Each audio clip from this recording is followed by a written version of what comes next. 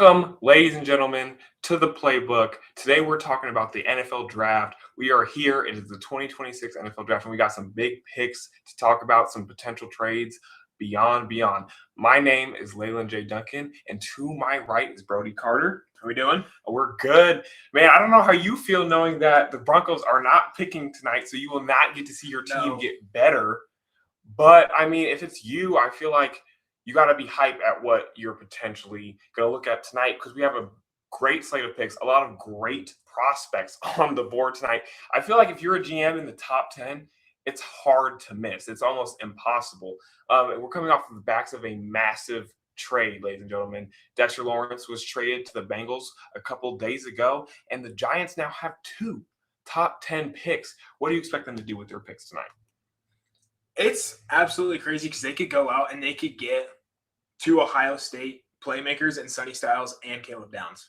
That's ridiculous. And me personally, I don't really think Dexter Lawrence is worth a top 10 draft pick now that he's a lot older. Right. I think the Giants fleeced the crap out of him, and they better hit on their first-round picks because the last time they had two first-round picks, they got Kayvon Thibodeau and Evan Neal. And one of them started off slow, and he's getting better. But the other one was a complete flop.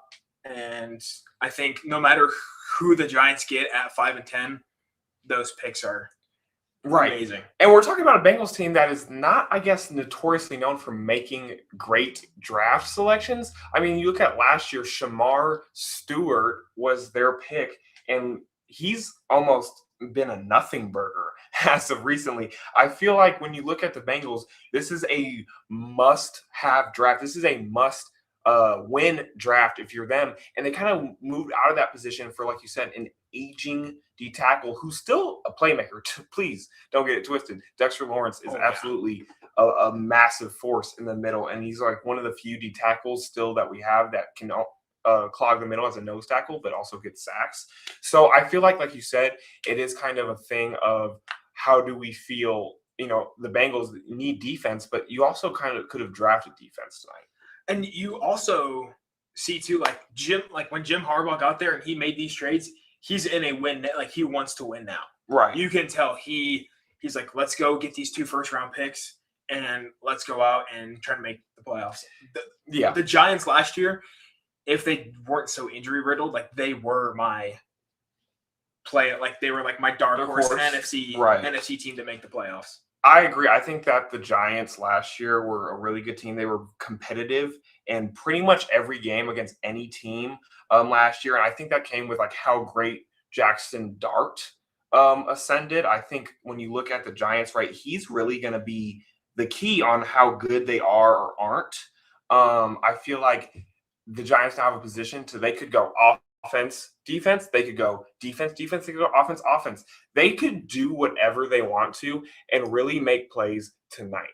The first pick will be in approximately 7 to 10 minutes, so we'll get ready for that. What do you expect from the Raiders tonight, knowing they have the number 1 overall pick? It's likely to be Mendoza. What do you got? I'm kind of excited to see what he's going to do in Las Vegas. Obviously, they got Kirk Cousins. Right. And I think that is smart for them to do that. I don't think a lot of the times whenever rookie quarterbacks go out and they get drafted, they struggle. Right. They really do struggle. And so I think it's kind of smart to maybe put Kirk in for the first 5-6 weeks. Right. Let Mendoza learn under Cook and then Cousins, and then see what he can do. And we saw them go out and get Tyler Linderbaum. Right. And they want Genty to believe in the run game this year. Right. So, yeah, no, I agree. I think when you look at a team like the Giants, you could just, again, it's limitless possibilities. I feel like, the big thing for me, the question I guess I want to say is Cam Scatterboo. This is a guy who in his rookie year was an impact player immediately off the bat, coming off of a major and scary injury. I'm a little bit worried on how they react. We have a question on Shreem. The question is, how many trades do you think will happen tonight? Ooh, that's kind of tough. I don't think there'll be any like player pick trades. I think it'll just be pick and pick trades. That's kind of tough. I don't really know. Because I feel like there are some teams that don't need to pick where they are, and they can trade back, get more draft value, and get draft capital and stuff like that. Right. No, I think I would have to agree with you on that. I doubt we see a major player traded tonight. I feel like we got that earlier with Dexter Lawrence, and then the news of AJ Brown is pretty much guaranteed to be a Patriot at that point. I am interested to see if that trade holds up, because we've seen trades in the past not be able to kind of withstand that pressure, because like June 1st, while it feels close, it's really not, and a lot of things can happen from here and there that would affect the outcome of that trade. As we get ready for the first round, we're now looking like we're about 5 minutes away from the first pick, where we will again likely see Fernando Mendoza selected here. I think that's probably going to be what's going to happen. I feel like Fernando Mendoza is going to be the first overall pick, barring a trade. Maybe remember the Bryce Young trade. Who was it had the first overall? It was the Bears. The Panthers traded DJ Moore and their pick that year. I think it was like the 10th or something, and they traded to the Bears. The Bears flipped that pick, their next year pick, into Caleb Williams, and obviously their other pick with Rome Odunze. So, barring a shocking trade like that, I feel like we could be looking at something ecstatic almost. What do you feel about a team like the Cleveland Browns, right? What do you think we could be seeing from them? Shedeur had a weird rookie year. Yep.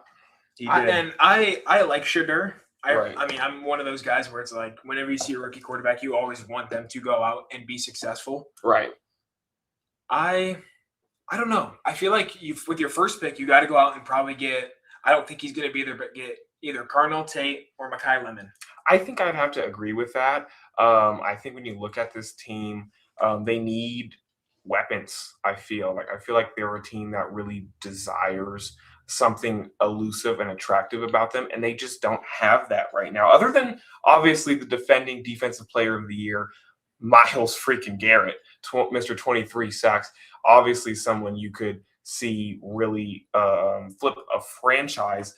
But other than that, like I feel like they lack a real explosive team, and I feel like that's what we're kind of looking for if you're on the Cleveland Browns right now. As we get ready to head right towards this draft, another team I want to talk about, actually two teams I want to talk about, the defending AFC and NFC champions, the Seattle Seahawks and the not Vegas, they didn't make it, the New England Patriots. What do you expect from them going into this draft? Both teams lost a lot in free agency. Right. I feel like both of their GMs are under pressure tonight. Yeah. Under pressure. Yeah, you just won the freaking Super Bowl, and both teams were in the Super Bowl. How were they under pressure? Right. You lost a lot of guys over free agency. Yeah. And if you can go out and you can hit on a guy like, I wouldn't mind. I mean, I wouldn't be surprised if we see the Patriots take a wide receiver. Yeah.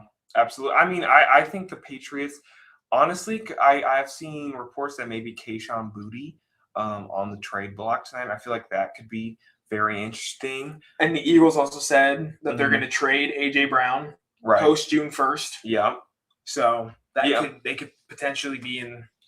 As we get a look at this crowd, the crowd is alive and well in Pittsburgh. That is a lot of people. That is a lot of people. The terrible towels are out in fashion. Even teams that aren't fans of the Steelers are waving their towel. That just shows you how great of an event this is. You know, Brody asked me a couple days ago, if the Super Bowl's Christmas, what is this? What is the NFL draft? And I immediately thought 4th of July, right? This is, if we're thinking of like the dawn of the new football year, I feel like it's got to be 4th of July, right? You know, this is kind of what we're looking at. We all come together despite our differences to talk about what our teams can do to get better almost immediately. And I feel like that is what's going to be important here. As we get ready, just a stacked list of groups here, a stacked list of talent. Another prospect I feel like is worth talking about immediately off the bat is Jeremiah Love. Where is he going to go? Who takes the risk, kind of? Not in that he's going to be a bad prospect, but we've seen historically you don't really draft a running back that high. And so I'm interested to see who takes the risk and ends up going with Jeremiah Love immediately off the bat. As we head towards this draft, we're at commercial right now. We're getting a little hype video. All the teams. I know as a Chiefs fan, I feel like overwhelming pressure to rebuild the dynasty. I know there's a lot of talk that the dynasty is over, and I feel like we haven't given the Chiefs apt time to really fight back on that narrative. This is the first year they haven't made the Super Bowl in what, like 3-4 years. So I want to pump the brakes on that. But we also, as Chiefs fans, and as a realist, we have to acknowledge the failure that was last season and look at the future. And it starts tonight because, like, to me, Brett Veach is on the hot seat, right? Like, this is a guy who traded McDuffie this offseason. You have really not – you missing like that splash draft pick as of recent. Not that any of them have been bad. They've all been solid players, but you're missing that splash. And I'm interested to see that. We're going to look at the 2025 Heisman Trophy winner, Fernando Mendoza, who's going to hear his name called in a matter of moments. We also have Jeremiah Love, who I didn't even know he had 8 rushing touchdowns this year out of Notre Dame. What a dog. 18 is a lot. I know. We also have Arvell Reese about to get drafted today. He could be an immediate game changer. You talked about the Giants having potential to get Arvell Reese and Caleb Downs. We've seen talk about Caleb Downs and how pro-ready he is coming off of a really bad report about his knee and saying that his knee, he has chronic ACL damage or something of that nature. I feel like that's a pretty big thing to talk about, as I believe Commissioner Goodell will come to the stage. It's TJ Watt, Commissioner Goodell, and Cameron Hayward to announce this first pick. Maybe just hyping up the crowd, because I don't see why they would announce the Raiders pick. And going back to Caleb Downs, I feel like no matter where he goes, he's going to be a game changer. Yeah, absolutely. No matter where. And yeah, I'm just excited for the stream. Me too. And for the draft. Yeah. Draft is one of my favorite. I mean, especially with being a Broncos fan. Yeah. And I mean, obviously we made the divisional round, but like the past like 12 years, it's been right. Like one of my favorite times to look up to, just because. As Roger Goodell getting booed, that's usually not shocking. He usually gets some hate in that way. Cameron Hayward, that is true. He's coming off a Man of the Year campaign. One of the more underappreciated awards, I feel, is the Walter Payton Man of the Year, and how important that is to, as he hypes up the crowd, how important that is to the football community, because we're talking about players that go out in their community and make an impact, and Cam Hayward definitely has been in kind of that running for a while. You know, it's been him, Dak Prescott, a lot of guys like that really making impacts in their community, and that kind of touches on the side of football we don't talk about a lot. So it's good to see Roger Goodell shine some light as we inch closer and closer to this first pick. I feel like that's the icebreaker. Getting ready. Yeah. The first pick is always like the biggest one, but like we just said, it is packed in that arena, guys. Like it's pretty lit in there, and I feel like. I love how they put the Browns fans right next to the Steelers fans. Yeah. That's so funny. That is kind of funny. They're bringing out, I think, all the Steelers Hall of Famers. Hines Ward's out here. I think, like, what is that? We're getting the Steelers takeover of the NFL draft. Ladies and gentlemen, if you're a Browns fan or Ravens fan or Bengals fan, I would probably suggest turn away from the NFL stream, not us. Yes. Stay here for us, because we won't torture you with that. I'm not quite sure we like those teams either. I like the Ravens and the Bengals. I like Lamar and Burrow. Look who's coming out. Well, Big Ben. Ben has made his return to public spotlight. I feel like this has been his almost first. Terry Bradshaw waving the terrible towel. I think they are bringing out all the legends here that are still around as he receives a big hug from T.J. Watt. Another big thing we're looking forward to is who will the Seahawks play in their season opener. Oh, yeah. To set this, I believe it's going to be played on Wednesday. Yeah, it is on Wednesday. So I feel like, that's going to be interesting. Isn't the Thursday game, is that the one in Melbourne? Or is that, yeah. Because that's the 49er game, right. I'm pretty sure. Yeah, I believe you are correct. They brought out all these Steelers legends, and Roger Goodell is still getting good. Yes. He tries to hype up the crowd. And the Raiders have been officially put on the clock, ladies and gentlemen. Those people. Yep. It'd be interesting to see, do the Raiders milk it and just I don't like when they do that. Yeah. When it's like a number one. Yeah. We're like, yes, we know who's getting drafted. Right. We know the whole clock. Absolutely. As the draft room is now open, I don't see much movement, which usually means the pick is already been made. You look at last offensive ranking last year. That is very depressing. They were last in the AFC West. They were last, obviously, last in the NFL, for God's sake. I mean, that's why they're sitting here with the number one overall pick. It'll be interesting to see how we get this going. Hired Clint Kubiak, offensive coordinator from Seattle. So it'll be interesting to see how he sets the culture. I've seen clips of OTAs and just early season training, and he said they have to earn the Raiders spot on their helmet. They don't just get it. Kind of building that new culture. As we look at the draft process, they said they gave him pledge Fernando Mendoza, and I feel like he's earned that narrative. One thing I think is underrated about Fernando Mendoza as a prospect is his ability to stay in the pocket, take a hit, and really like that clip right there. You guys didn't see it, but this is a guy who is fearless when it comes to defense. In his face, he will take the hit and deliver that throw.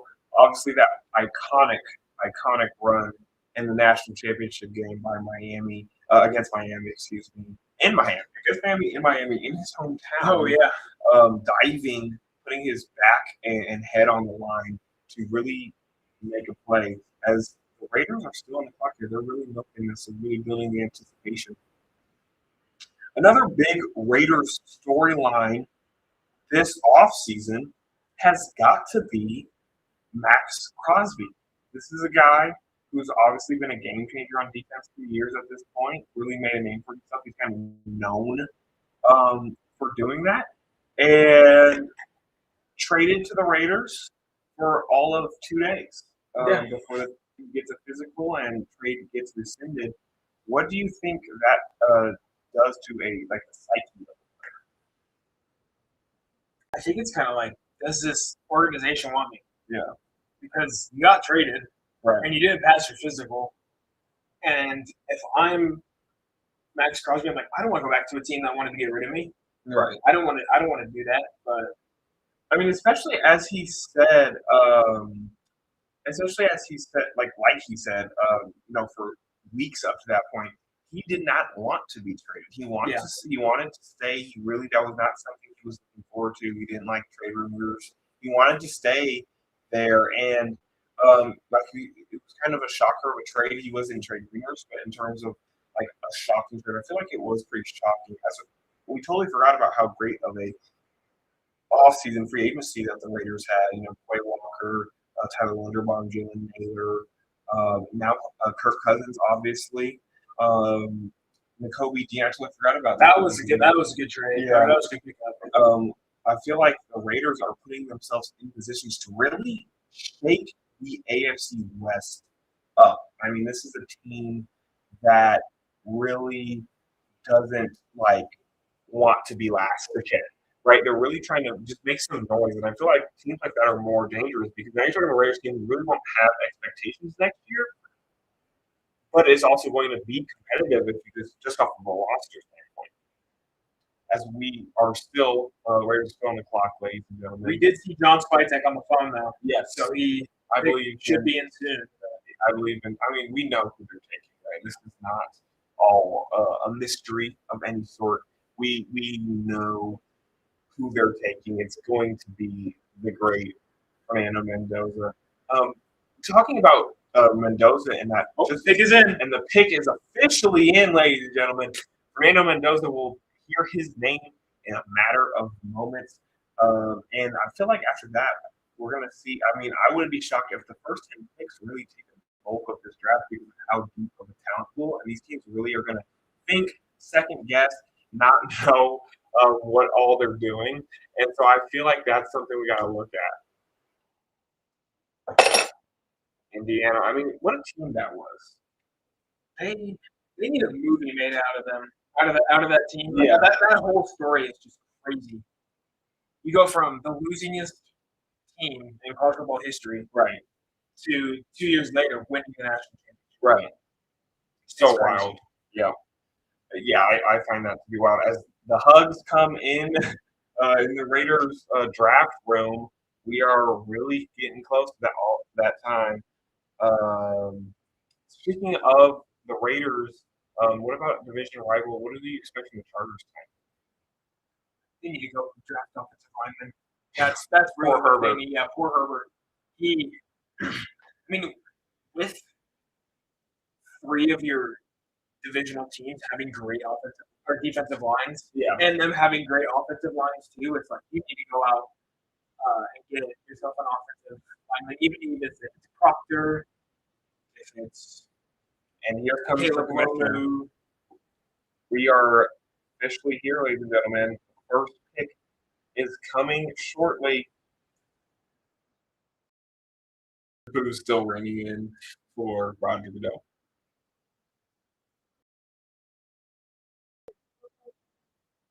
The Las Vegas Raiders select Fernando Mendoza. It is official. The moment I feel like we've all been waiting for. It is officially official.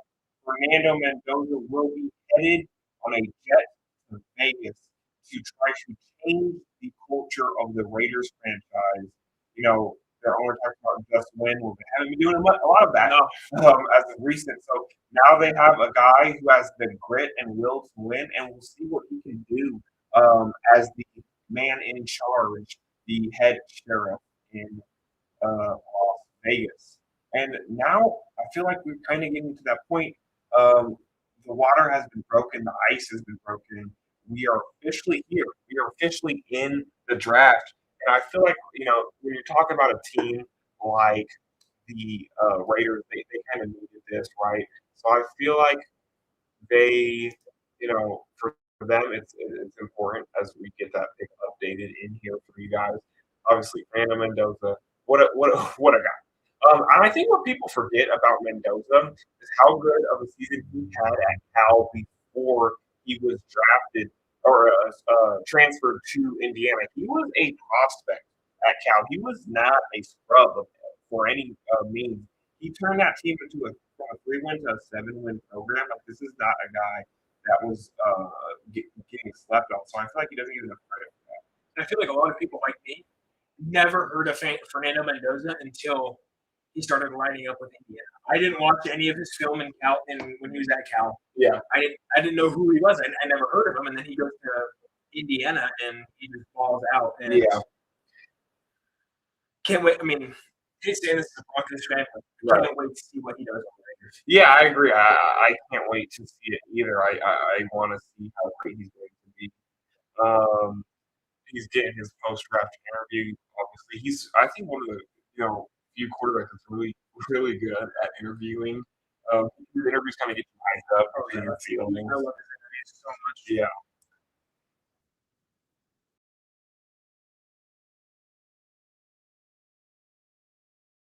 As we now are getting ready for the second pick, we're going to rerun that Raiders team. You see his brother in the left corner wearing the Raiders hat. That's kind of cool.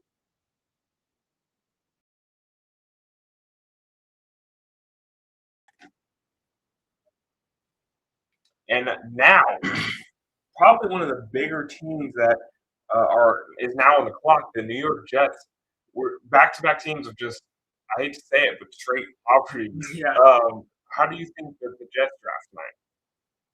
they need to go. They need to go defense Yeah, after not having a single interception on the year. yeah, You need. I mean, I would personally think it's a reach right now to go for Caleb Downs yeah, because there's so many better players. But it's like if you can get a guy. I mean, I think they're going to go David Bailey. That's right. what I think they're going to do. But if you can get someone on that defense too, I personally think their offense is not as bad as it has been in the past. Yeah, and the pick is in, ladies and gentlemen. So we are live here. The pick is officially in for the New York Jets. What do you expect? Like you said, David Yeah, Bailey. David Bailey. I would David Bailey or Belleries. Yeah, I feel like that's probably the likelihood here. I like you said, I feel like maybe DB isn't so far off the table for a team that had 0 interceptions last year, which is wild considering that had never been done before in the history of the National Football League. No team had ever had 0, and they did. So that's probably not a shocker if they end up going DB. I totally forgot Garrett Wilson missed the majority of the season last year. Do you think they're going to go quarterback? Obviously, I have seen the rumors. I've seen like maybe a potential if they draft Ty Simpson at 2. I don't think they're going to draft him at 2, but I think they could go maybe in the second round and go get a guy. Well, yeah, then yes, I can see them drafting quarterback in this draft. I thought you meant like with this pick. No, I'm not saying this pick. I was gonna say because like I feel like this pick would be a little just absurd for them. They probably should not be drafting quarterback just because like the drop off between Mendoza and some of these other guys. I don't feel like it's worth it at that point, as the Jets are officially on the clock and Roger Goodell is headed to the podium.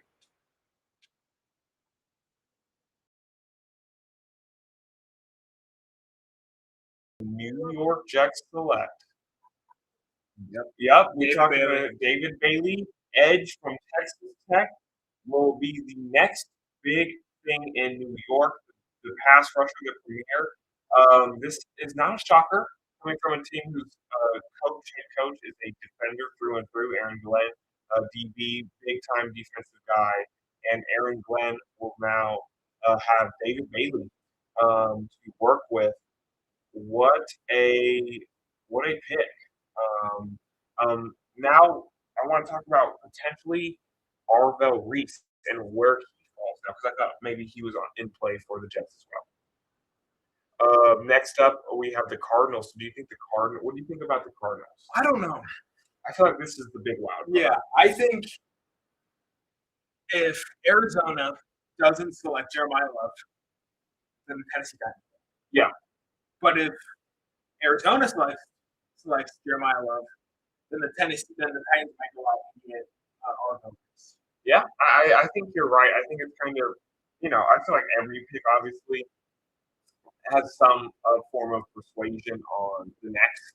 So, like, it sounds cliche to say, but I feel like this draft really will be a domino effect of a draft. I feel like, whoever goes where will determine the next pick, the next pick. Because we have Arizona, then we have Tennessee, then we have the Giants before we head to the Browns, Washington, Saints, Chiefs, and I believe that is what left. And the Giants again at number 10. I wouldn't be shocked to see that pick move if there's something on the board for them, like a player of some sort. But other than that, I feel like the smart thing for them to be draft. It kind of reminds me of the Texans a few years back, if you remember. They traded and got Will Anderson and CJ Stroud. Oh yeah. Which at the time, even after the first year, looked like the pick, the trade of the century. Obviously, we haven't seen that same CJ Stroud in a few seasons. So it'll be interesting to see how that, for the Texans don't draft later, potentially what's looking like for them. But David Bailey to me will be headed to New York. The Cardinals are on the clock. Last year, had a pretty interesting draft. I remember being so mad that Will Johnson fell to them out of the beginning, and how great of I thought a stud he was. And I said, if he falls, whatever team gets him is going to be the team that wins the draft. And he falls to the Cardinals and had a pretty decent year last year. Didn't get much snap. It'll be interesting to see how he plays this year. Obviously Kyler Murray is gone. He's on Minnesota now, so the quarterback room is pretty open. I can't wait to see that. Yeah, I can't wait to see Kyler in Minnesota. Me too.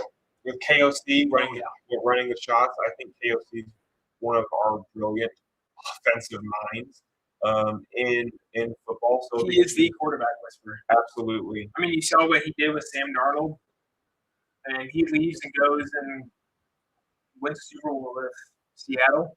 Yep. And Daniel Jones, a lot of people don't know that, but Daniel Jones was there too. Absolutely. And then he goes in free agency and signs with the Indianapolis Colts before he rips his Achilles into pieces. He balls out. As the sun sets in Pittsburgh. Speaking of the Minnesota Vikings, we might have a potential Vikings fan come on later tonight. Our good friend Dominic. You go to school. I go to school with him. You know him from plenty of experiences. Big Vikings fan. Had plenty of feelings about the quarterback situation in Minnesota. So closer to the Vikings pick, we will get him on to talk about how he feels going into this draft. We also have a good friend of mine, Seth Ashby, coming on tonight, closer to Kansas City's pick, to talk about what needs to go right for them. So we have some fun events lined up tonight going along with this draft. I totally forgot. Jacoby Brissett played the majority of last season and actually didn't play too bad. He set the completion record in a loss, which is kind of funny. Played very good in terms of like what they expected. I feel obviously not the franchise, not going to move much, but they have that Cardinals team for how bad they were in terms of record as the pick is just not coming in. They really have talent like Marvin Harrison Jr., Trey McBride, Paris Johnson on the O-line. Yeah, their offense is not that bad. And they still, on defense, they're still not too bad either. Will Johnson, obviously, like we've talked about. Buda Baker's still back there. So, it's really a decent team. I wouldn't be shocked to see a potential Buda Baker trade. Not tonight, but down the line. Doesn't Arizona, they also have Josh Sweat, too, right? Josh Sweat. And, I kind of expected more out of that Arizona team last year, considering I felt Jonathan Gannon was going to put on the hot seat. But he gained a lot on defense, and he was a great defensive coordinator in Philly. So I expected a little bit more out of that team. And I think, obviously, if Kyler doesn't get hurt and then they shut him down, they would have been more competitive. Kyler is a guy who I feel has all the talent in the world. Rocket of an arm, very versatile offensive player. So I feel like this is a guy who really could make a difference on a team like Minnesota, as I believe the commissioner is getting ready to walk towards the podium. And here he is to deliver the third pick of the draft. I think they're going to go with Argo Reese here. I think that's my thought. Who's still ran? Yes.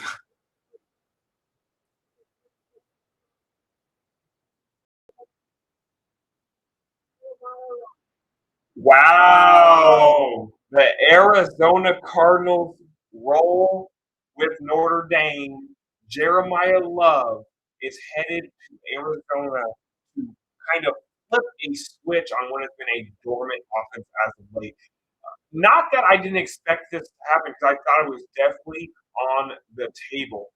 But it's now official, and the Cardinals got their guy. They got a back who is going to be very talented if we change the culture. And I feel like for Jeremiah Love, it's like they have James Conner. Yeah. Which I personally think James Conner, I think he's been a good running back there, but he just hasn't been like that guy. Yeah. They've needed a Marcus Freeman there.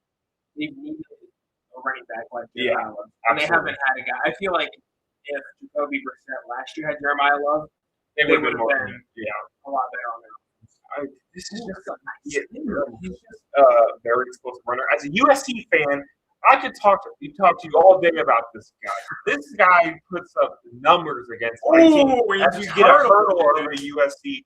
I mean, last year I watched this guy put up 200 plus rushing yards on like 12 carries. Like this dude is the very definition of explosive. But as we remember this legendary Penn State clip against Penn State, where this guy literally can take any hit on the field and still score if he wants to. That's just how talented of a running back this is. The Cardinals, this is not a controversial selection at all. The Cardinals have a guy who's going to change that offense. The nation's top back, and it's not close, was obviously in the Heisman conversation, and in my opinion, should have won it in terms of real impact on winning. I mean, Notre Dame's offense literally fueled around this man, and now the Cardinals not. Do you think Jadarius Price is going to go in the first tonight?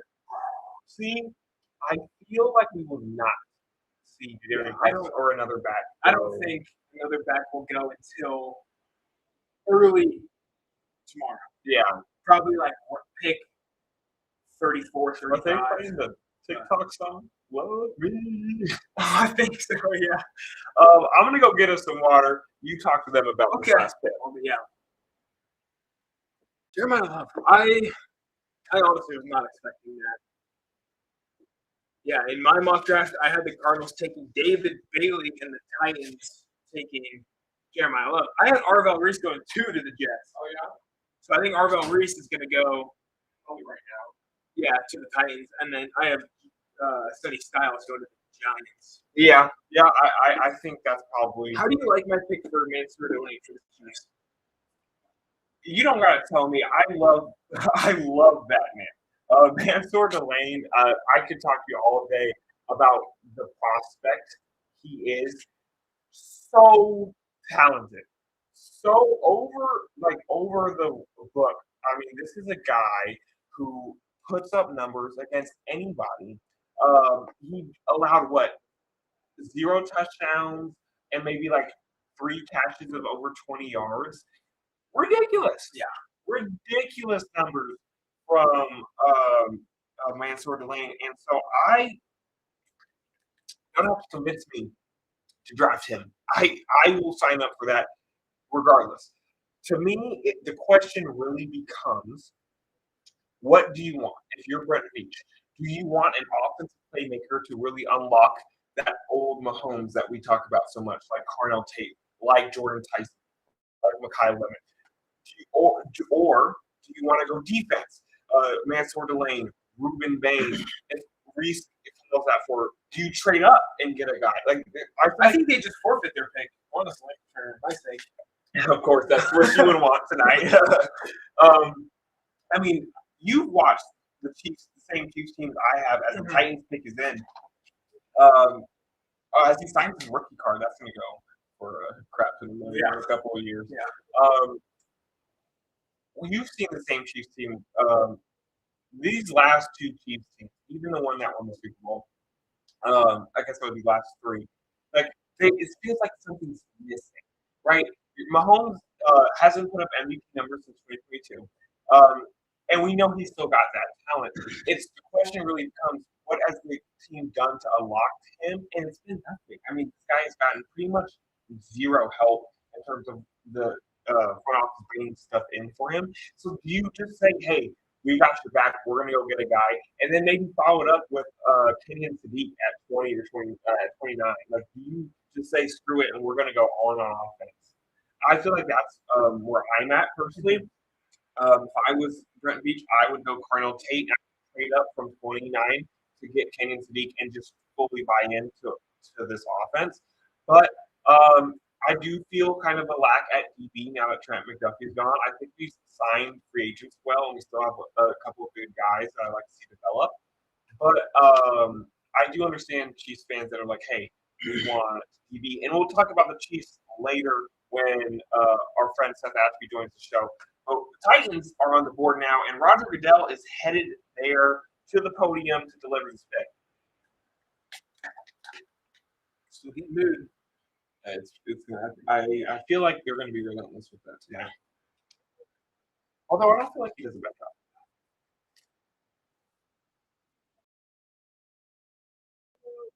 Wow, ladies and gentlemen, the guy I just spoke about, Carnell Tate is off the board. And the Titans say, we're going to get Cam Ward a guy. And Carnell Tate is headed to Tennessee. Knowing Robert Saleh is there, I thought he would have totally went defense. Totally would have thought that's where they went. But that's smart for them to get Carnell Tate and build around Cam Ward. Absolutely. And in my opinion, I think the Titans have an underrated offensive line. You got Joe Alt and J.C. Latham. Yeah. And do they still have Cushenberry? He was good in Denver when he was there. I mean, he had a good year when he went to Tennessee. He kind of fell off because of injuries and stuff. And just like lack of production. But other than that, I mean, their offensive line, I really like their offensive line. Watch out for Tennessee. Yeah, I mean, we see a lack of teams willing to do what the Titans did, which is say we have a potential generational quarterback on our hands. We're going to go in all in on him now, and we're not going to wait. And they're doing that, and they got, I think, one of the best man-on-man wide receiver prospects we've seen in a long time. I am the biggest Ohio State hater around. You do not have to convince me to hate that team. I don't like them. But I watched this man 14 weeks go one-on-one against every TV in the country that they face and cook all of them. This guy is ridiculous. He's tall, he's lanky, he's fast. There's not much more adjectives you can say to describe this guy. And now Cam Ward's got the gets thrown to him for all season. As we look at those beautiful unis, I like their new. I have the Cam Ward one downstairs. Now we need to go that. What a pick right here. I mean, look at that. 6 reception touchdown on contested targets. Like that means throw it to him when he's open, when you think he's not, he's catching that ball. Totally agree with what you said though. I totally would assume Robert Saleh goes defense with that pick. And I do we didn't see it pan out in New Jersey with Robert Saleh. Yeah. And I think it's kind of funny how both I call them the New Jersey Jets and the New Jersey Giants. That's literally where they play. Yeah. But I think it's funny how the Jets coach and the Giants coach are now on the same team. Right. That's kind of funny. I agree. But yeah, I think this is going to be the year where Robert Saleh has to prove it, and I think he will do a lot better. I think he's on a better organization. He's got a better team surrounding him. And I can't wait to see what Brian Dable does at offensive coordinator. Yeah, no, I totally agree. I'm personally just baffled that I personally thought he was going to be gone closer to 8-9. Obviously, I just talked about how I wanted my Chiefs to get what. We've got breaking news from Ian Rappaport. Okay. The Browns and Chiefs have been in deep talks on a trade to send Kansas City up to number 6 overall. Wow. The Cleveland Browns back to number 9. Wow. In the next few minutes. Yep. They just moved it up. They just edited so the graphic. We're gonna go and get our good friend Seth Ashby invited here.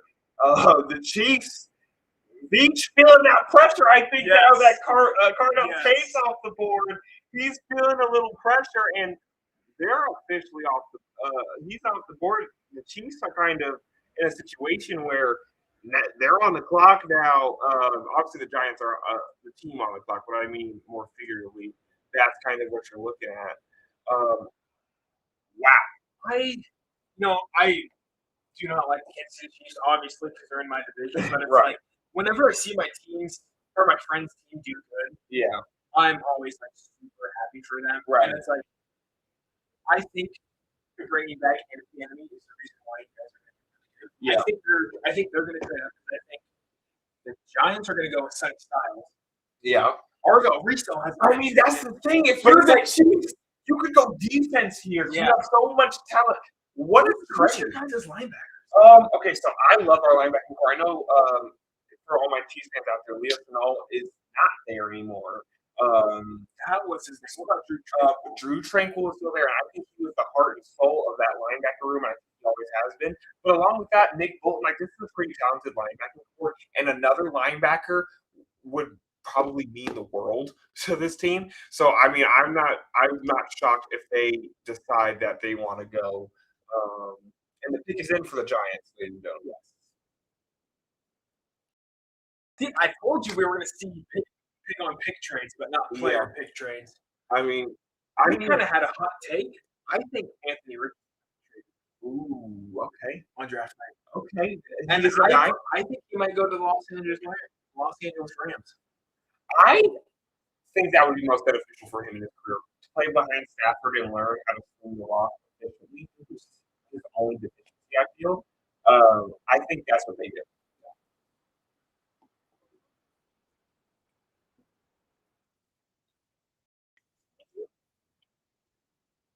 As we wait for the Giants pick. We followed up a shocker with Colonel Tate being drafted with Chiefs trading up. Again, we talked about the cause and effect aspect of this draft. As we have, let's go ahead and get this comment on the screen. A good friend of mine, Carson Taylor, saying the Broncos are killing the Chiefs. I certainly hope not. I know this guy would love that, and they did beat us. They swept us last year. I don't think it'll happen. No, I would be split, and I think both teams come at home. My hot take. Yeah, I mean, wild stuff happening, and the draft is just heating up. Yeah. I love the draft so much. Draft is the greatest thing of this season, in my opinion. I agree. I like this is kind of and they kind of get you right back into football season. In Goodell coming onto the stage.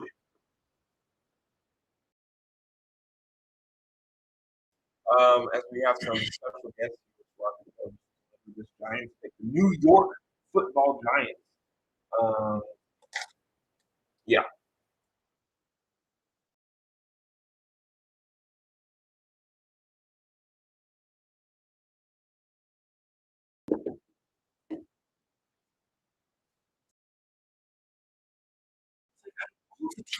Why does Kansas City have to trade?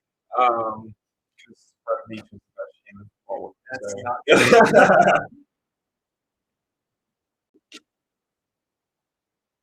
as we get closer to this pick.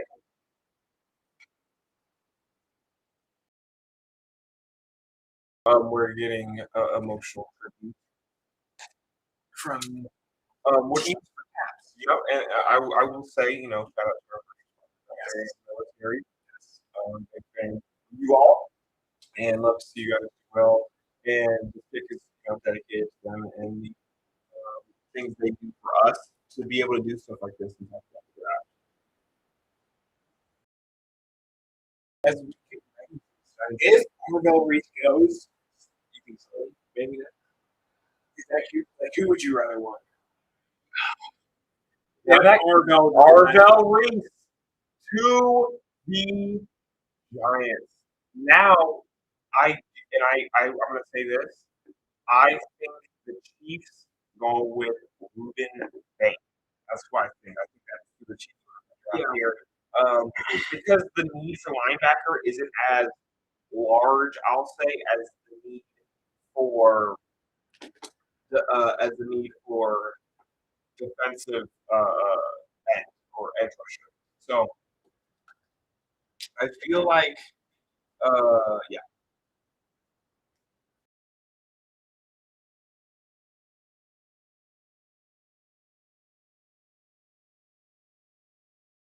Is the Chiefs around the clock like um, I don't know. I don't know. As a Chiefs fan, it's pretty nerve wracking. Yeah. Thought I had a couple more picks to truly digest and get there, but unfortunately, we're here now. And yeah, um, so far as we look at the picks so far, what would you rate these picks? A to F. I think every team has made a winning trade. I agree. I feel like And number 4 for the Tennessee Titans. That's it.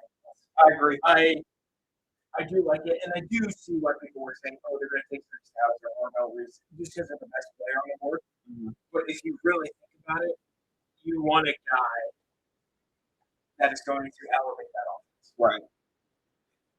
No, I totally agree with you. I think that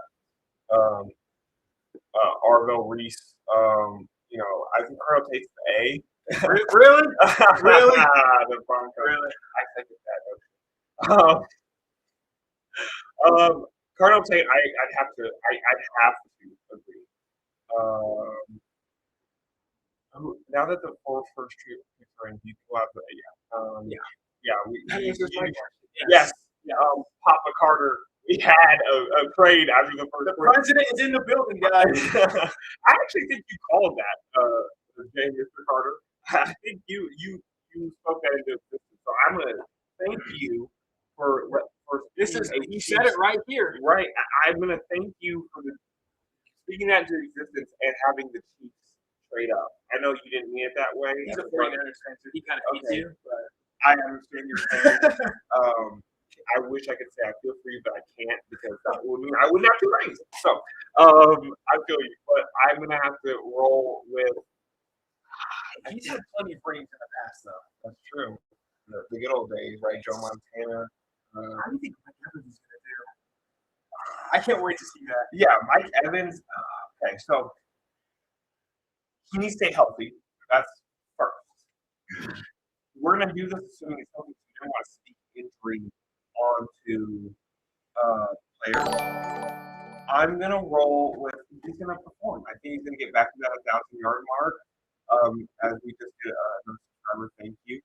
Thank you. As Arlo Reed talks to, you predicted two Ohio State talents going to New York. You're 1 for 1 so far.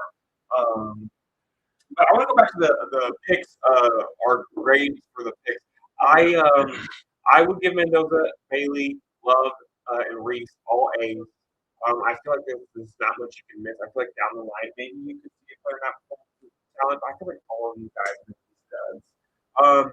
And then with Cardinal Tate, I'm going with A. As Roger, they're announcing the trade now, and Roger Goodell is coming, and the pick is in, ladies and gentlemen. Chiefs fans around the country, we're live. I can't wait. Okay, so the Browns get the 9th, the 74th pick, and the 148th pick. So they get a 3rd and a 5th. Probably a good trade. Yeah. For the Browns, honestly, both teams, right? Chiefs are going to get whoever they wanted, so you can't say it's a bad trade for them. But then for the Browns, you get a 3rd and a 5th. Like that's pretty solid. I feel in terms of what you want. Getting close to that pick.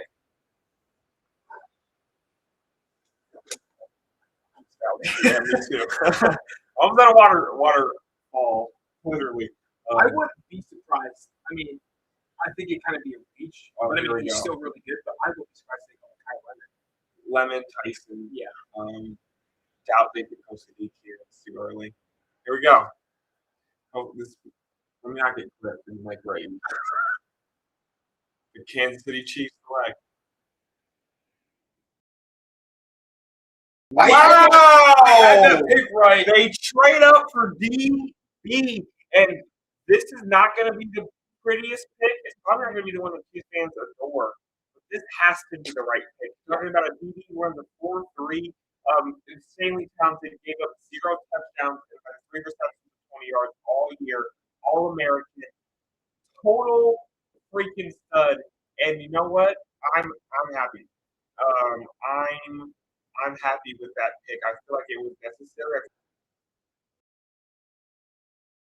And I mean, you could have gone to that. Yeah, I don't, yeah. I don't think he would have. No, what position is Jalen Watson? He, yeah. Because I was gonna say, I mean, Yeah. you got another guy in the secondary. Um, we've seen teams trade, make a trade like maybe the Browns were gonna take Dwayne, they called up and she's like, hey, if you wanted more, we'll trade with you right here. But again, I just talked about, maybe Beach was feeling the pressure. Maybe he didn't think his guy was gonna be there, and so he trades up immediately. DBs, trading up for a DB to me is a little risky because DB seems to be one of those positions that is hitter like there is no guaranteed hit rate there. You might hit, you might not. And I feel like that has to scare you a little bit if you're the Chiefs, if you're Brad Beach. But again, maybe this was the guy you just felt you had to get here. And we're not GMs. I'm a Madden GM. I'm a really good Madden Yeah. GM, man. So like maybe the pressure got to Beach there, but obviously I think this trade's gonna work out for them. This is a stud, a great man-to-man guy, a great zone corner. LSU guy. Chiefs have great history with LSU DBs.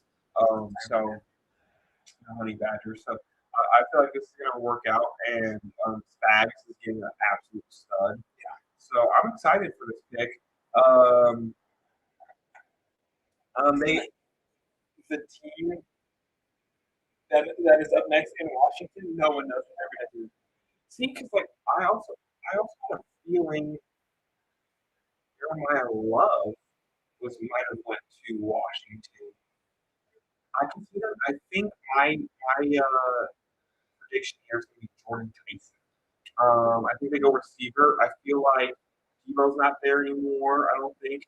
So I feel like you kind of got to get another one from Siri Terry. I actually think they have a stud in McCaffrey. I think they start giving that guy targets. I think he's a stud, and I think he will be a total stud. But former quarterback. So, I'm terrible. yeah. Go Hawks, baby! Yes, we have a big Iowa fan. If you're a Husker fan, You're probably gonna hate me because I'm going to UNL. So he is, yeah, which is kind of funny. It's actually a question I've never asked you, but I've always wanted to.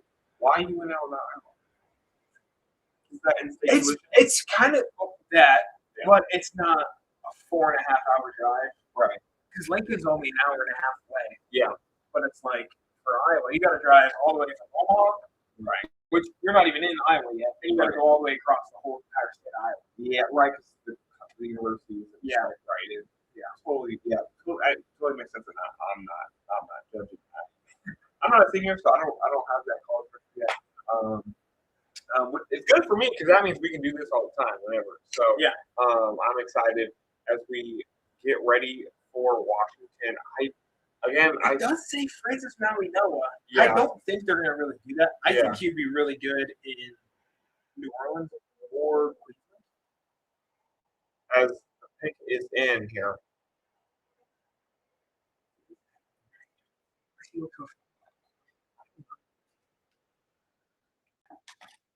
Did he play at Washington? Because then I don't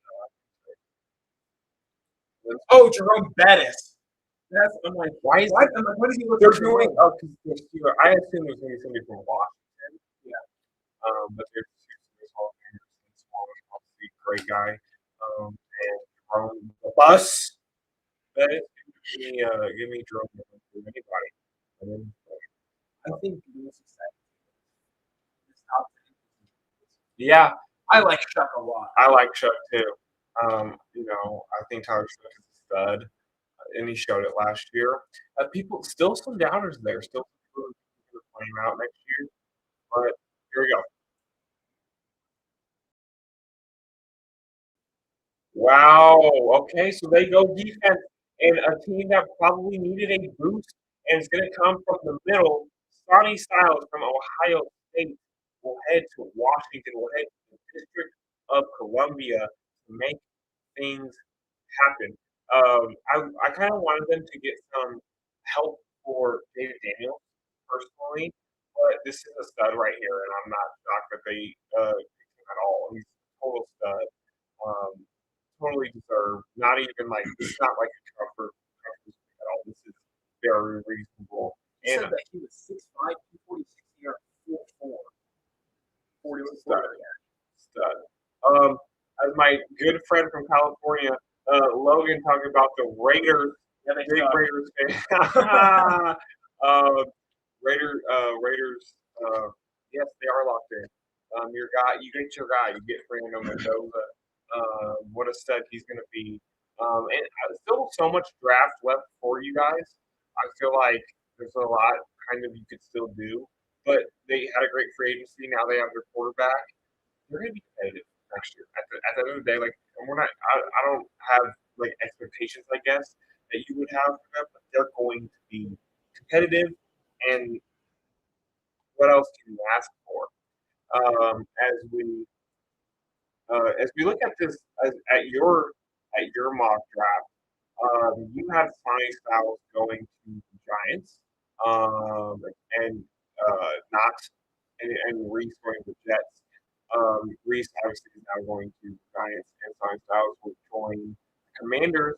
And totally forgot that Ruben made for that. I did get the Chiefs pick right, Yeah, but it's so in the Delaney. wrong spot. Yeah, you got Delane. Yep. You got Mendoza. You were literally, I think, swapped those. If you Swap those Bailey and then move. Reese, I would be. Yeah. Where do you have Colonel Tate going? I had him go to 6 in the Browns. Okay, so they traded back.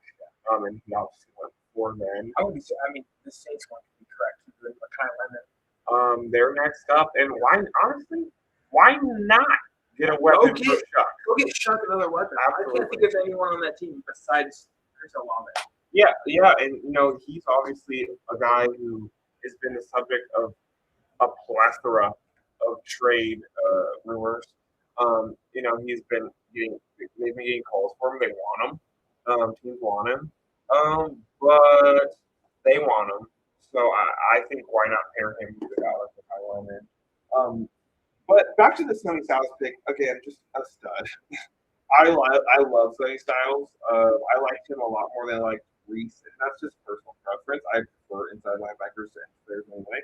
I feel like inside linebackers are the most underappreciated of talent that football has to offer. These are guys that are the quarterback of the defense, command the defense.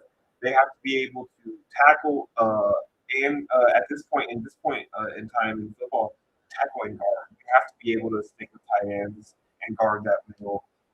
So I think he fits that model perfectly. And you're going into a division that why do you move that, right? Talk about a team in the Eagles who crowd in the middle of the field, right? Saquon Barkley, Goddard, this is a team that crowds in the field. Dallas, I'm saying, will be interested to see what they do in the running back group, but also, you need a guy to disrupt the field. Tell guys like Stealing with Pickens, no slants. You're not going anywhere near my territory, right? Kind of like the whole thing that Ray Lewis. Oh yeah. Just remember that clip of just killing Chad Ochocinco. Oh yeah. Chad Ochocinco was going to hit him. He didn't think he saw him, and then he just went to hit him and got crushed. So I feel like necessary when we're talking about a team like the Washington Commanders, who are in a division that probably needs that boost.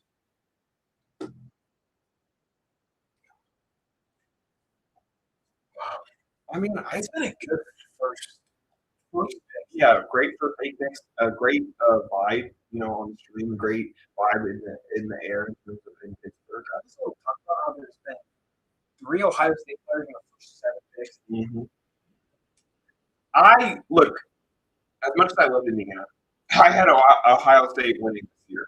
That the sheer talent on that team is and has and probably always will be freaking ridiculous. I mean, I think a guy that we could see in the draft next year, the young Julian Sand.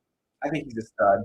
Um, and you pair that with Jeremiah Smith, Carnell Tate, that great running back room, that unbeatable offensive line, and then the sheer talent they have on defense. They lose a lot, but then they gain more. If you're a college football fan, this is not news to you. If you're a Michigan fan, you guys always find a way to beat them. I don't know how.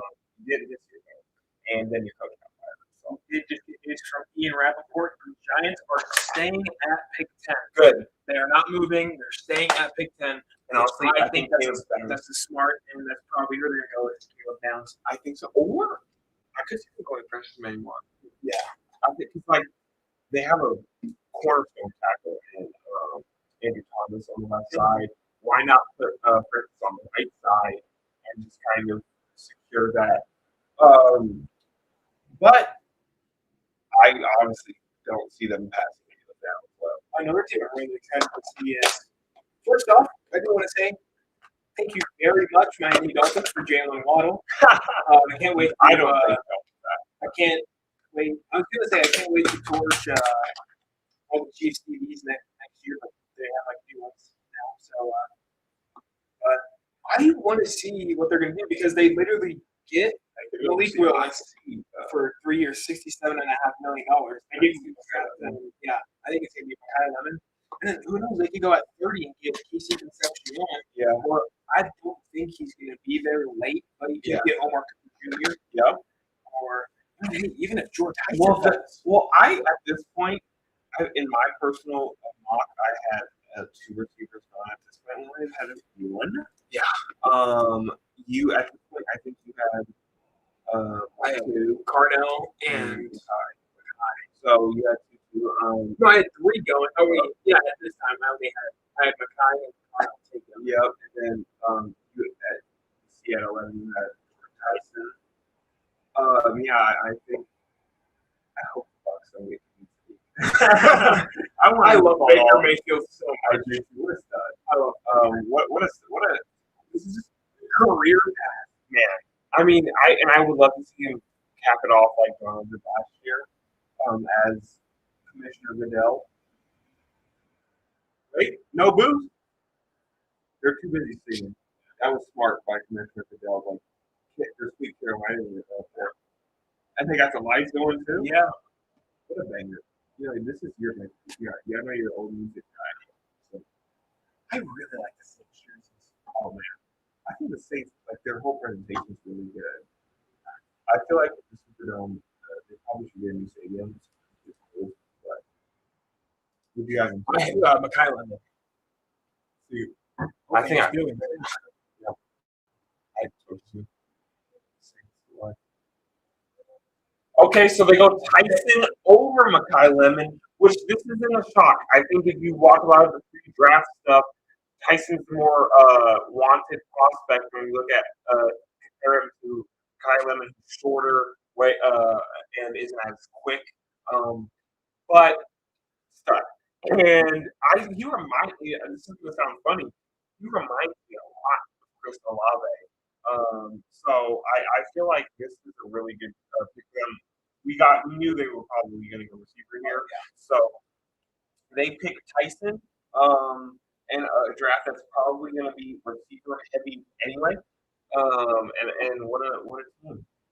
What a stud they're getting. This is a guy who consistently cooks man coverage. I mean, time.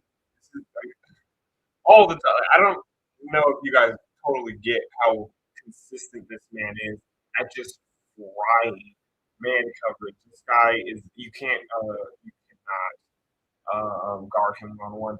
But the downside to Jordan Tyson is and has been his availability. The saying goes, the best ability is availability, and Jordan Tyson, as much as I do hate to say it, hasn't totally been available all the time. As you can see, the emotions running on his faces. I mean, this means a lot to the guy, right? So, I feel like what a guy! I'm so happy for him. Getting to join a really cool team and Saints and really cool culture building that way. Was he part of that Arizona State team that had Levitt and Cam Scattergood? I think so. Yeah. 24. Oh yeah. He was that team, that Arizona State team was what did it do with that? Not that. Texas. Look them down. I'm scared. I don't know Texas, but no offense. they're pretty obnoxious group of fans. No offense. Yeah. And as we get closer to college football season, be prepared to see us talk about some of those things too. As I believe we got some NBA playoffs being watched by Jordan Tyson over there. As it maybe get a sports check here. Maybe let's get a sports check here.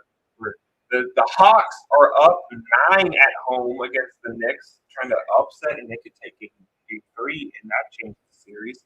The Raptors up 2 at home against the Cavs. Our Nuggets play tonight at 8:30.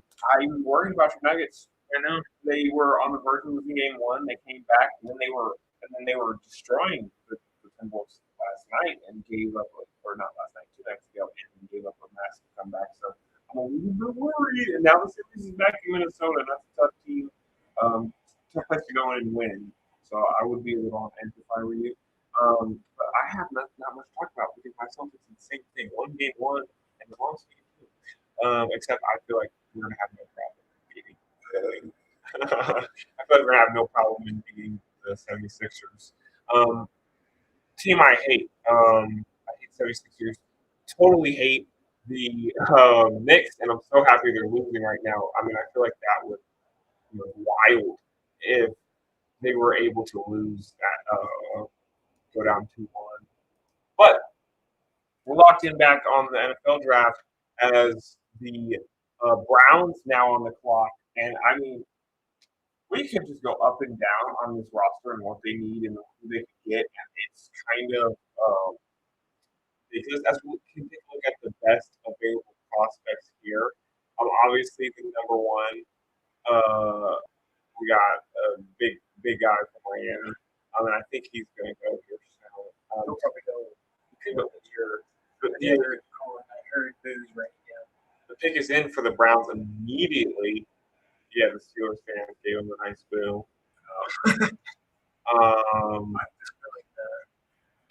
Caleb Downs still on the board. We got Reuben Bain, obviously. Kenyon Sadiq. I didn't know he was a good prospect. Monroe Feeling, another great tackle. I'm interested to see where Jamon McCoy goes. This is a really good guy. I think Cam Proctor is the best tackle in the draft. That's my hot take over Feeling and Francis. That's just my hot take. And as we get down the list, it's still a great group of prospects. I just feel like this is one of our deeper drafts. As we can go back to the Browns, and the Browns pick is coming up.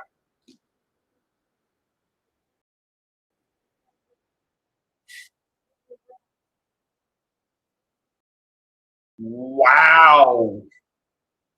So they go tackle, and they pick the 4th best available tackle according to most draft boards, but the biggest one.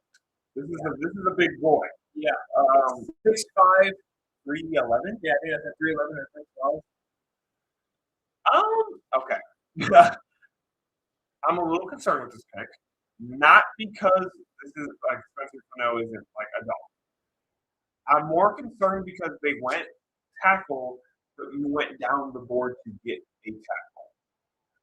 Obviously, this is a team that is in desperate need of a rebuilt O-line. I remember a couple of years ago when they had Baker Mayfield, that O-line was Jack Cochran and Jedrick Wills and Joel Antonio, Wyatt Teller. Who's the center on that team? Forgot.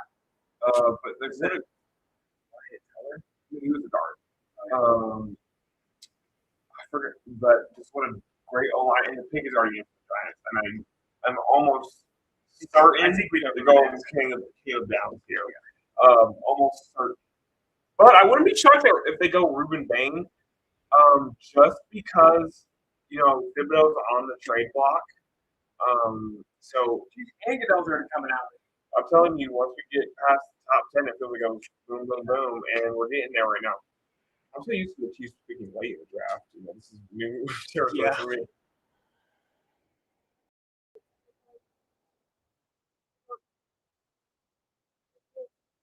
Yep. Yeah. Okay. I mean, that's not a surprise. I mean, yeah. Okay, so they go Francis Marigola here, which is a great pick. I know I was just talking about Harrington with Andrew Thomas. Dallas is going to get Caleb Downs. I know if you're a fan of football, you're going to be disappointed because I hate to tell you, but it's looking like Dallas is going to get Caleb Downs. Let's do the Rams. Just think about that. Quinn Wright, Cam Curl, Trent McDuffie, Jalen Watson, Caleb Downs. What? But no, I think that. Did you just see that? Is that a trade? Cowboys traded up to number 11 from Adam Schefter. So they traded. Wow, they traded with Mike. They're gonna get Downs right now because I saw it and it had the Dolphins on there twice, and I was like, "What the heck did they just do?" And it was like, "Oh no, you got 5 trades in a row." Wow. Dallas said we're done screwing around and get Caleb Downs. If y'all are watching at home, if they don't pick Caleb Downs right here, I have no idea what's going on. I could see them going Jermon McCoy, but he's not the this is I feel like one of the easiest picks you could make. I could see Lemon too. Yeah, that's the sexy pick because it's like you've got Pickens on a franchise tag. Yeah, he did sign his franchise tag today. Yeah, but so he'll play. Yeah, and what if they give him the sign, and then you have a 3-headed monster? Because think about it, CeeDee Lamb's the flashy mid-range receiver guy. Deep down be nice cow. You have the deep threat in George Pickens, and then now you get a slot guy in Mekhi Levin. I mean, we might have just convinced ourselves here. Yeah. But I don't know. I think that their most pressing need by about 2 or 3 miles right now is DB. So I'd be shocked if they don't go defensive back. Because if Dallas goes Downs, they'll go Caleb Downs, Mekhi Lemon with the Dolphins, and then they'll land. I don't really know who they're going to go with. I feel like who did I have them pick? Yeah, let's take a look at that. I had Francis Marigola. Okay, and that's probably what they would have thought. I don't know. I could see them really going deep in their DB. I could see them going receiver. I could see them with Devontae Adams and Nakua. I could see them going that. I could see as we go ahead and take a look at best available prospects. They could go Ruben Bain. Maybe get there next. I was gonna shout out ESPN for the ads. I could see them going. Yeah, I could see them going Ruben Bain here and saying "Hey, we're gonna get our next Aaron Donald." They could go King Sadiq. They do have a gap at tight end. They could. If they go tackle, maybe feeling. I don't see them going tackle. There's a couple things they could do here. Class is deep this year. Yeah, yep. Obviously, best quarterback available here as we're going to commercial. Ty Simpson. This is probably the only guy. Where do they have Mark Gronowski? 18? Not bad. Not bad. 16. Oh, 16. But Ty Simpson. I feel like this. If any other quarterback is going to say it's going to be him. I don't see any of these guys. That's my back. These are all day 3, 4 Day 2, 3 guys. Best backs available. Darian Price is probably the only other back that goes tonight if there's another one. Wow, they have Mike Washington Jr. and Nicholas. I think Evan Johnson is the third best. Me too, and I think he has potential to be number 1. Honestly, just pure this talented guy. And it's as a Hawkeye fan, they have Boston over Cooper. As a Hawkeye fan, when they played, when Nebraska played Iowa, he was yeah, they didn't win that game. But he kept them in the game. Yeah, as Dallas' pick is in, we'll get over to that here in Zachariah Branch. This is one of my hot takes. Like whoever gets Zachariah Branch tonight is going to get the steal of the draft. I don't know if he goes tonight. He might be an early day 2 guy, but whoever gets Zachariah Branch in the draft, it's like the steal of the draft. A guy who has the potential to be best returner in the league, and he's so quick. He's so shifty. He can go to the Chargers, honestly. Yeah. That's where I've kind of seen him move on. Right. I think we'll only see one tight end tonight, and I think that's Kenyon Sadiq. I do like Sowers, but I do think no fullbacks. I feel like it's a dying position. So we got Monroe Feeling, Proctor, the other Utah tackle, and Lomu, excuse me. Guard, we still have probably the best guard. Yeah, he's one in his position, and I would be shocked if we see another guard go this. Center's never get drafted in the first round, other than Creed. He went for the second round. He was the second round. What a stud, by the way. D tackle, big boy, King McDonald's. Gee, 6'2". Wow, this is a big guy. I want Denver to select Caleb Banks. Yeah, I mean I don't, but you know. That's who I would want. I totally forgot about Anthony Hill. We've got all these great linebackers. Anthony Hill's a dog. Also Jacob Rodriguez. That's who I want Denver. If they get anybody that gets him is getting a dog. Yeah, this is a dog right here. I feel like yeah. I thought he went live. Maybe. I also go back to linebackers. I think we're gonna get the pick here. I do like Jeremiah Trotter or Josiah Trotter. I was just about to talk about Ruben Bain, but his running mate at Mexico is also a really good prospect here. We'll go back to rounds, and me and you will go back to viewing the draft. The pick is in for Dallas, and I feel like the entire state of Dallas, and the entire country for that matter, state of Texas. I mean, if you think about it, Dallas is a state anyway. Literally a state. So. They're their own group of Texas is wild. They're their own group of wild. Here comes the commissioner.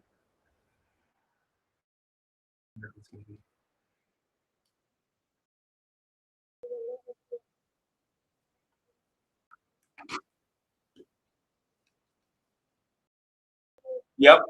They go with what they needed most. They go with, I feel like, the most Cowboys prospect in this draft, not named Makai Lemon. Caleb Downs, you are a Dallas Cowboy, and what a stud they're getting. This is probably the best safety prospect we have had in many, many years. Won the Jim Thorpe Award. I mean, he's a ball hawk, he's a big hitter, he can tackle. This is not a guy with any deficiencies other than that potential knee issue. And if that is not the case, the Cowboys are getting Peter for years to come. This is a potential DPOY winner. I have him compared to Jesse Bates. What a stud I feel like they're here. Ohio State, like we just talked about how stacked this roster is and has been. And it's just kind of continued coverage. And now I think it is, without a doubt, Miami is going with Makai Lemon. Yep. And gotta replace. I think when you look back at it, Malik Willis, that's good. He has Jalen Waddle. Now he doesn't have Jalen Waddle. And then, but I kind of think it's nice that you're getting a new quarterback. Yeah, he's not a rookie, but You get a new It's kind of quarterback, a but then you're going to rebirth. get a new guy as a wide receiver. You might get 2 wide receivers in day one. Yeah, I know you said he's kind of rookie. It kind of feels like I don't know. It kind of feels like it's a rebirth. Yeah, for him. It's like he was drafted and he was put in a terrible position in Tennessee, and he was not ready to start. And was forced to at a young age, and was able to really fully develop. And now he got to sit behind in Green Bay and play occasionally when Jordan Love got hurt, and he played well. So this is kind of a rebirth for a team that really doesn't have much expectations. It's a low risk, high reward. He's going to a system he knows well. Which I know he's a defensive guy, but I'm almost positive he's going to install a lot of what we saw in Green Bay for Malik Willis. What I really want to see the Packers do, the Dolphins do with Malik Willis is unlock that running ability. This is an athlete. Malik Willis is an athlete, but if you compare him with I feel like you got a good team.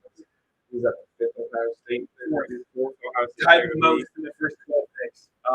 And who knows? We might get a 12 here, just with how stacked the roster is. We can take a look at the best available prospects. The next best Ohio State prospect is going to be. I don't see them going to be tackled, but we've seen crazier. Ruben Bain will likely fall out of the top 12 here, which is, I think, a genuine shock. I don't think I would have saw that going into the night. I think that's where the Rams go. I think that's now with Caleb Downs off the board, and Kyle Lemon likely to be off the board here. I feel like the thing that makes the most sense really has to be the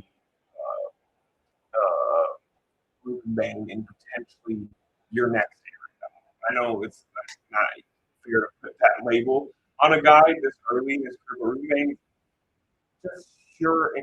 he's just so explosive. Like, this is the guy who really can mess up things a lot like Aaron Donald used to do. And so, Aaron Donald's still very much around that team, likely to be big in the development of this guy. Hang out with Jared Hurst and Braden Fisk in the middle, and then that great DB room. It reminds me a lot of that 2022 defense that won the Super Bowl. Aaron Donald, Von Miller, Jalen Ramsey. As the Dolphins pick is likely to be Kylan. And I can tell you how much I love that guy. Makai Lemon, obviously, USC receiver, what they call this year. It's total stuff. Never questioned whether he was going to show up in big games. He did against everybody. And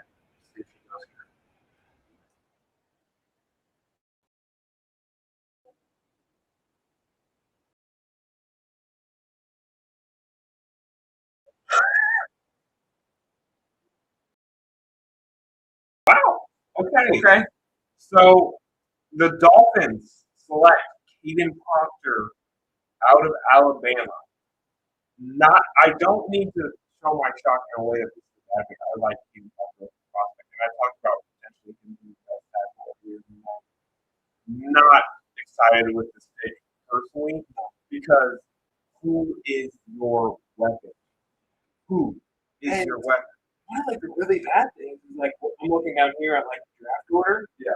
You have the Buffalo Bills, who wouldn't mind going out and getting probably another wide receiver, probably another weapon. San Francisco, you really only have Mike Evans and Ricky Pearsall on that team. Right. You could bring back Juwan Jennings, but it's like those two teams right there are probably going to go wide receiver. Right. So right about that play, pass. Oh yeah, that's a cool play. I don't know. I just don't feel like the Dolphins had a desperate need for O line. Again, a stud. Don't get it twisted. And Cam Proctor is a stud, but I don't know if this is where I would have went. I think it's worth it to take a look at the Dolphins receiver room right now. Just kind of put this into perspective. What is That's the first thing that pops up. What? You type in Dolphins B and it brings up Dolphins versus Broncos. 70 points. That's interesting. Never happened to us. In fact, we beat them in the playoffs. All right. So the first receiver that pops up is Tutu Atwell, which I like Tutu Atwell, not a receiver one. Malik Washington, they have like this is not. And Malik Washington, Todd Washington, Tutu Atwell. Yeah, I just feel like we're lacking at that. I say we like on the Dolphins. I just feel like we're lacking at that position here. Yeah. Oh, Jalen Tolbert. I forgot he's there. Like, yeah, like it's cool. It's like not a really terrible receiving room, but it's not great. And you need receiver. I guess it would be worth it to take a look at tackle here. Patrick Paul's a good tackle. Austin Jackson is serviceable. Like I just don't feel like the desperate need to go Proctor here, rather than like a team down the board like the Ravens, like even Tampa, like to pair with just worse, like the Jets.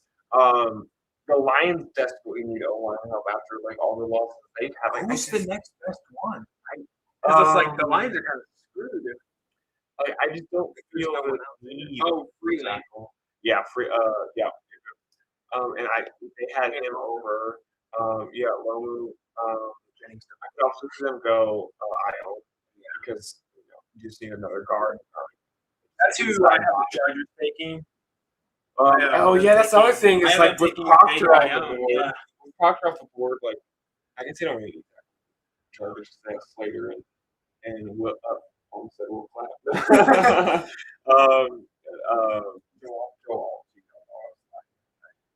Joel's and he played a lot. He didn't play a lot last year, but he was able to switch positions without Slater and put up pretty solid numbers before he got hurt, and they were just decimated with O-line injuries. So yeah, I think Ione would be ideal, but now that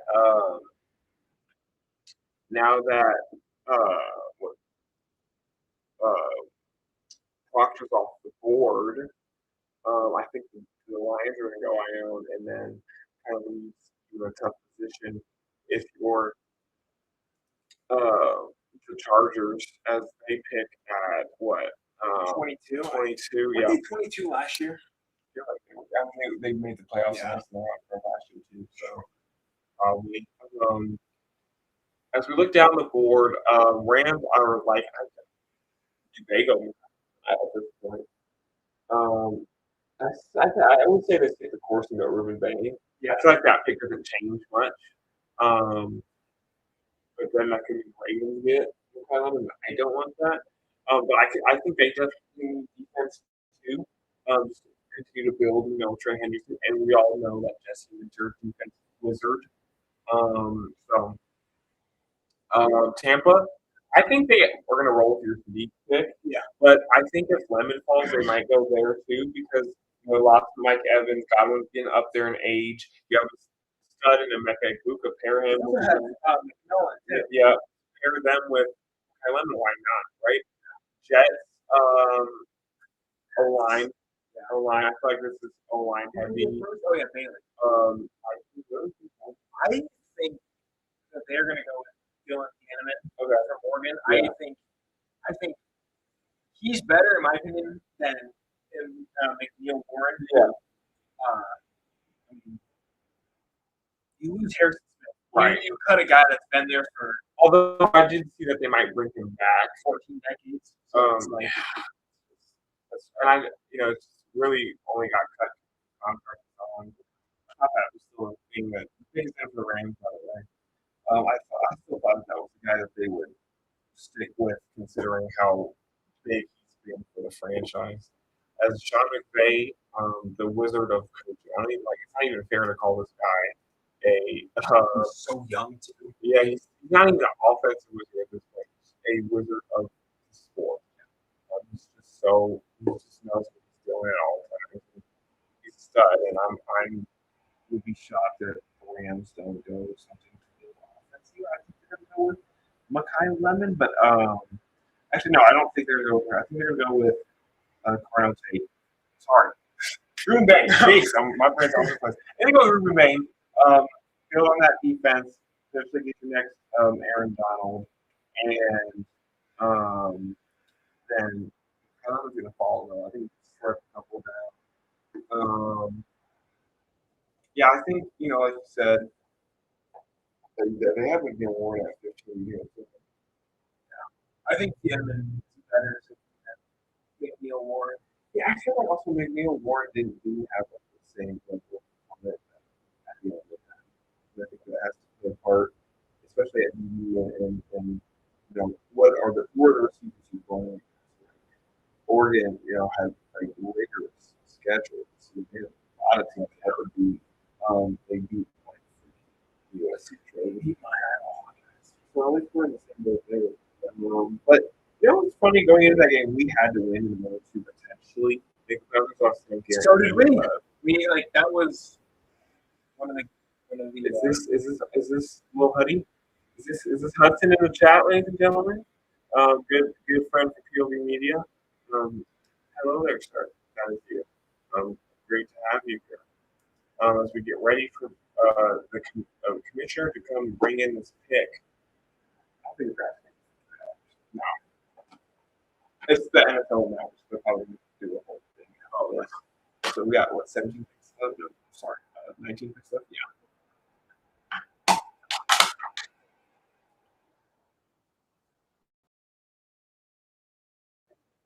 Wow! Oh my goodness!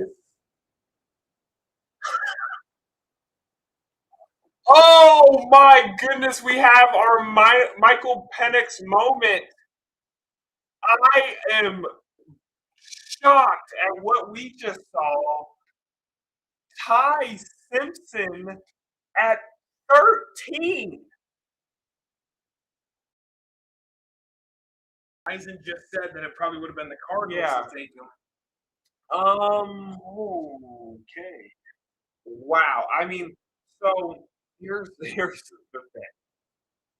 This was not the Rams drafting Ty Simpson was not a shock.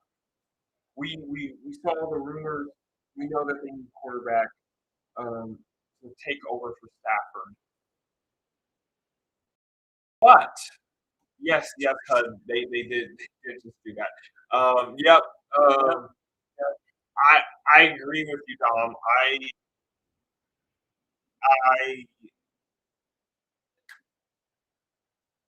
And you know what? You know what God's gonna do? The Ravens are gonna get Ruben.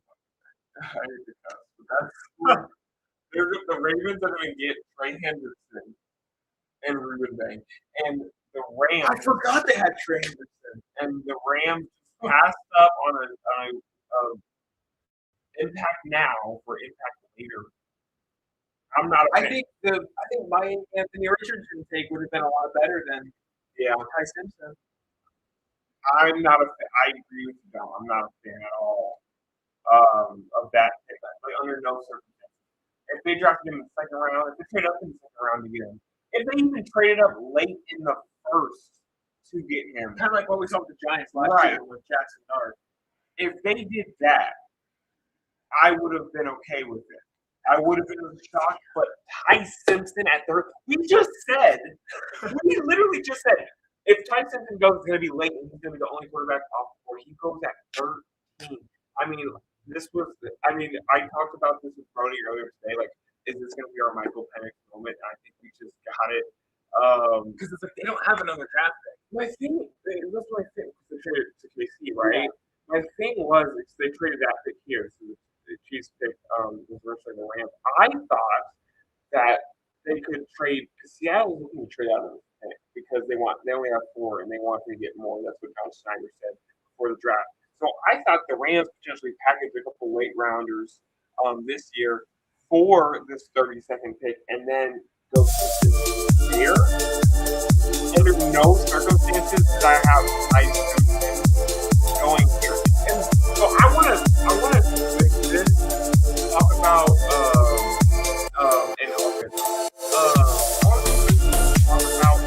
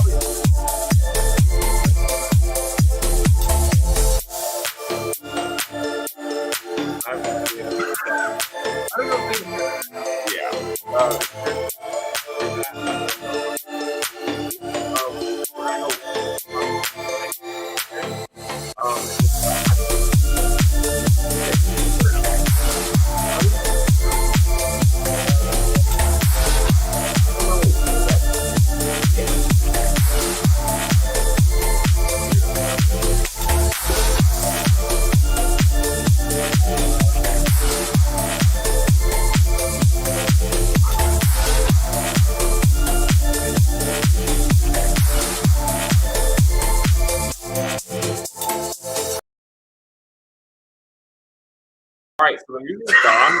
Don't know what that was. We don't know what that was. We're done. We're just as shocked as you guys are. And Yeah. probably.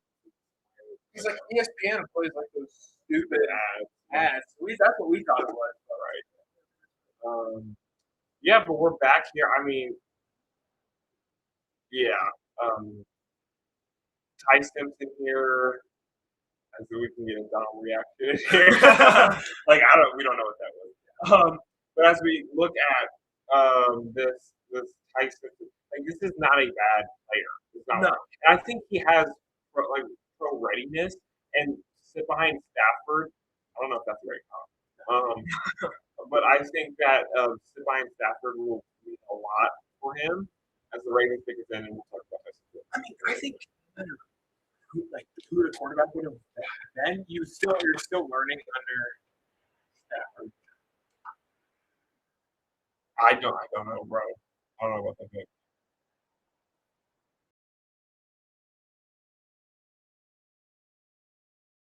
Okay, yep, they pick Ione. How Ruben Bain continues to fall. Yeah, I know Caleb's getting some more. All of the guys that he's running are going.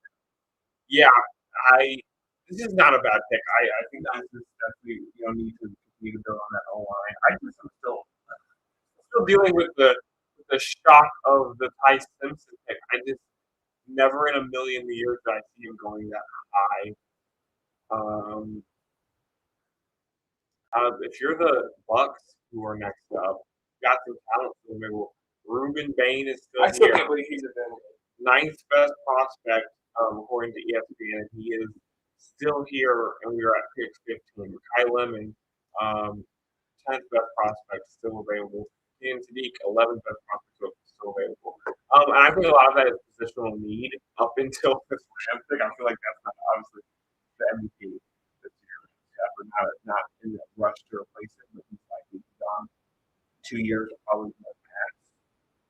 I think he probably doesn't win one this year.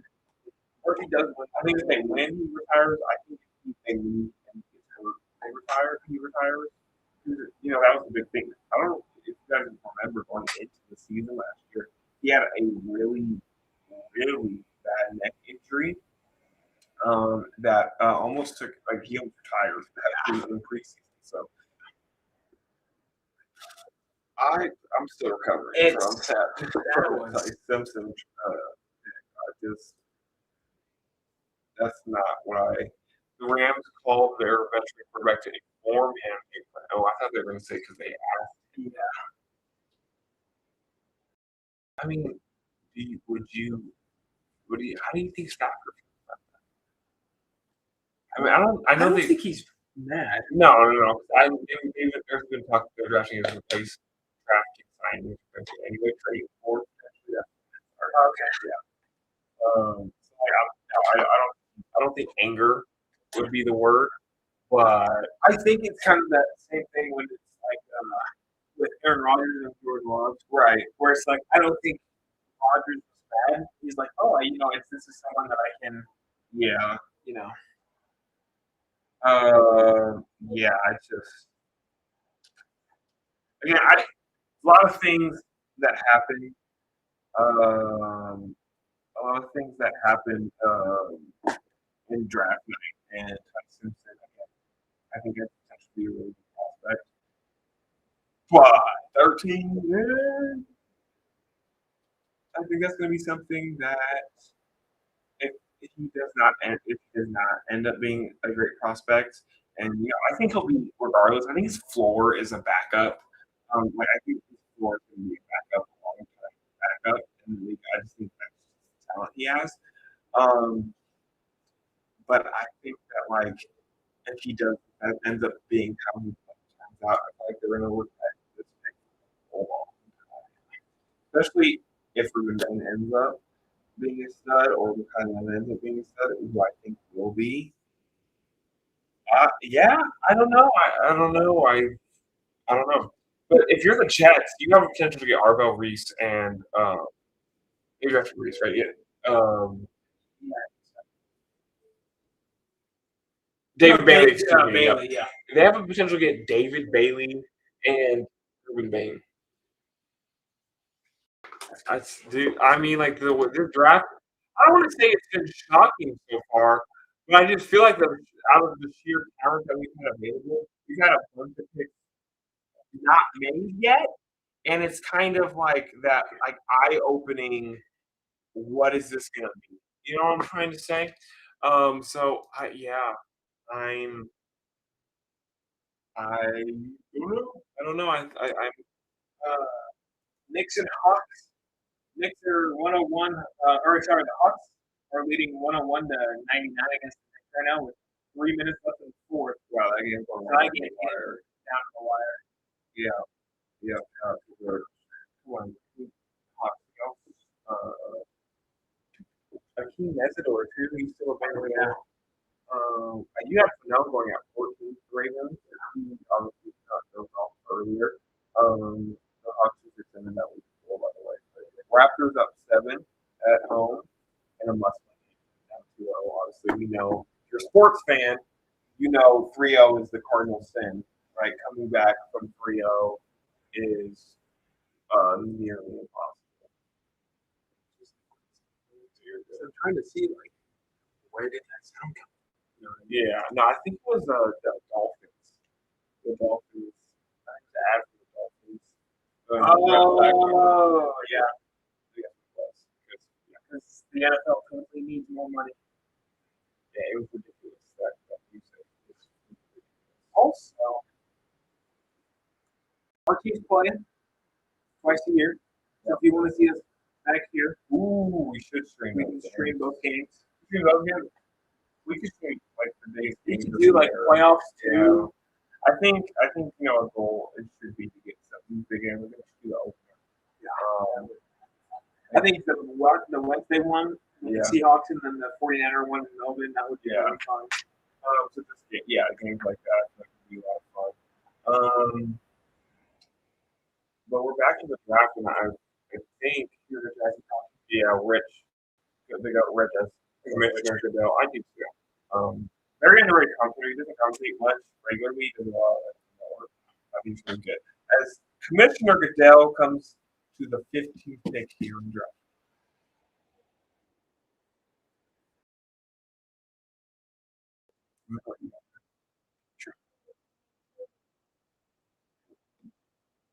I mean, that, and I want you guys. This I feel like is going to be a moment that's going to be replayed in 4 years from now. That look that he just had on his face, he feels disrespected. Yeah, that he's been passed on all night. He's been standing there for too long. It kind of reminds me of that Aaron Rodgers. Yeah, like he made it that long, and I feel like if you, I'm going to say this, and this is a message. I just feel like this guy is going to be a game record for years to come, and I don't see this being a positive moment in the future for teams. I think they're back at just a lot of frustration, and they missed out, especially the Rams. I think them not picking Ruben Bain, I really do believe that since they're going to be late in the draft, and I think he missed out on both. And I think Ruben Bain is going to be a stud.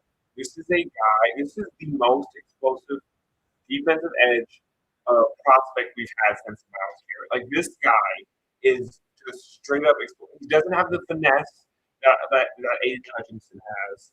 You know what I'm saying? Because but he has just the sheer power to beat your tackle with a bull rush. I think this is going to be a bad moment in the future. And I'm disappointed. I would be disappointed if I'm him too. But the Jets are on the board. Yeah. And I mean, we talked about wild cards. The Jets at 16, I feel like are the very definition, as we are officially going to hit midway point of this first round of draft. We will not be streaming day 2 or 3 as of today. That obviously could change depending on how it ends. But I don't know. I think this is one of the more shocking night wars. How did chicken not click? your mock draft's pretty close, but I feel like a lot of like we still have McCoy to be picked. Fano went way early. Lemon hasn't been picked yet. And then we're getting Sadiq hasn't been picked yet. And then we're getting that point where we have two great safeties. If they get Emmanuel McNeil, I might crash that one. The Seahawks, Oh yeah. because make a minute. I mean, Oh, he did leave. no, he stayed. Oh yeah, he Next, stayed. Oh yeah. Yeah. they lost Reed and they lost Cody Bryant. Do the Bears trade their pick, right? They don't have picks either. And I don't think they necessarily need to. They don't. They get. What if Lemon falls 20? Yeah, I mean, You lose DJ Moore.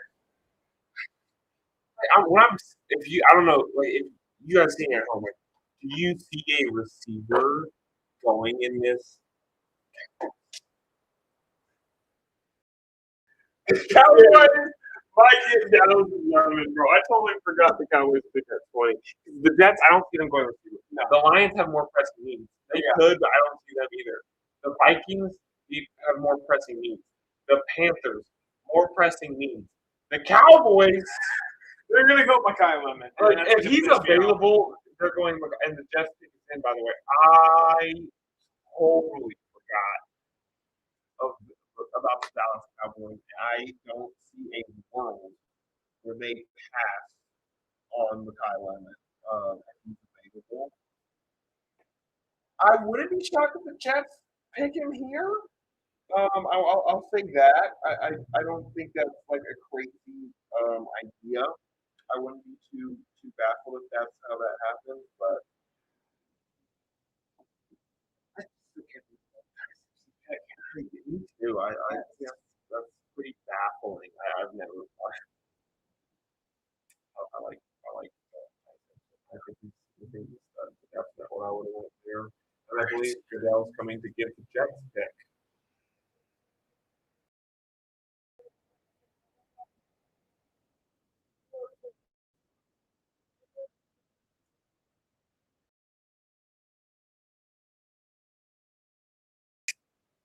The Jets select they get Kenyon Sadiq, who I think is going to be a dog for years to come in this league.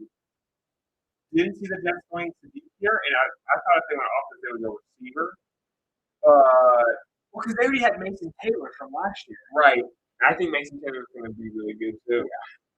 So not. I don't. Again, I just feel like if you're a Bane and you're Lemon, like this is.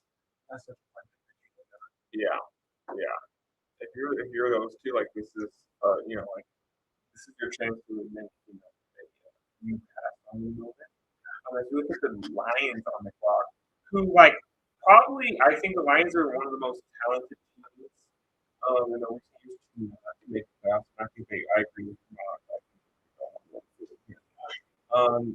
they're going to O-line. I think that's a given. I don't see them not go O-line here because we're going to have back-to-back NFC teams. Vikings, but I don't see a world where the Lions don't go O-line. They need O-line very, very desperately. And so I'd be shocked if that's not the case. But you never know, right? Like they could say F it, like I think their GM's a lot more safer than Jerry Jones. Because I feel like Jerry Jones is F it. Like I'm going to they did that with you. Yeah, I got that. Yeah, I don't know. I don't know what they do here, but it's gonna be interesting. I feel like it's gonna be O-line though. I feel like that's their desperate need. Yeah. I would agree with your mock. I don't want to go feeling that.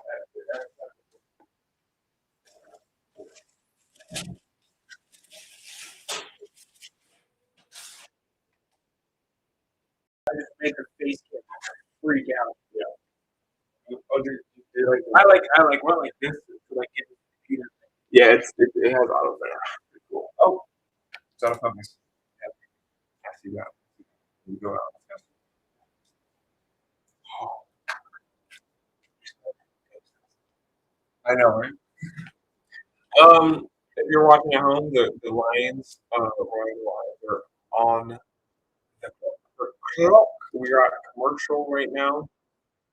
You see that, like, one of the best outfits. I think that like I was just saying, I feel like it's like one of the most talented teams in NFL history to not make the playoffs.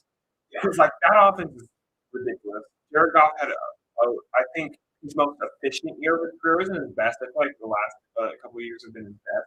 But this was the most efficient because he didn't turn over the ball as much, had his highest QBR, had his most touchdowns. So most efficient year of his career. And it didn't matter in the grand scheme of things because that they couldn't overcome injuries on defense and online in order to make a playoff run.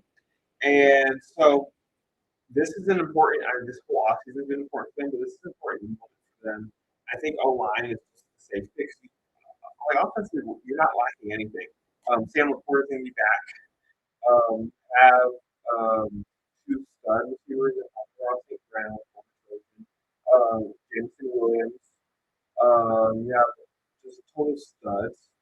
To be quite honest, on that offense. What are you in a rush to go anything but O line? I think O line is right. Yeah, I don't see why they wouldn't. I feel like you're risking too much if you decide to go. Anything else?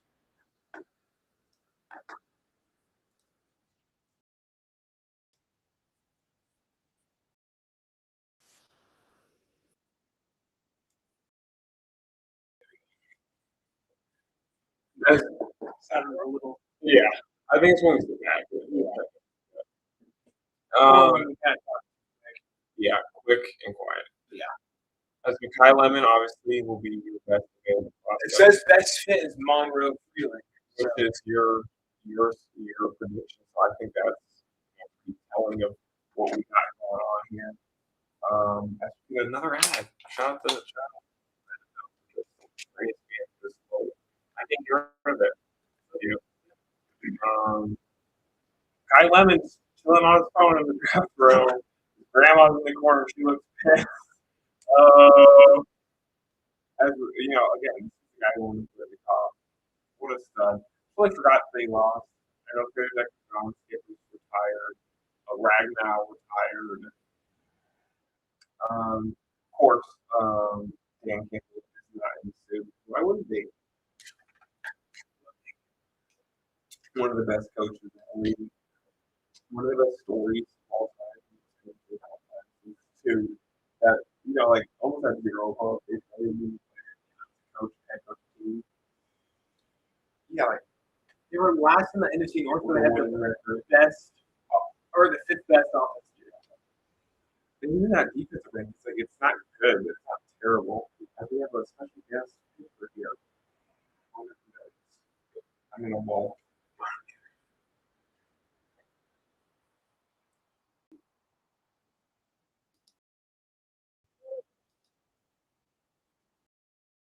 No, I'm gonna keep that stuff. With the Maple Leaf. That's kind of cool. Yeah, I like this. Yeah, I get to read that. Also, he's fresh to death with that too. Yeah, he is. Playing the hat. And with the hat, Yeah. too. He's got it going.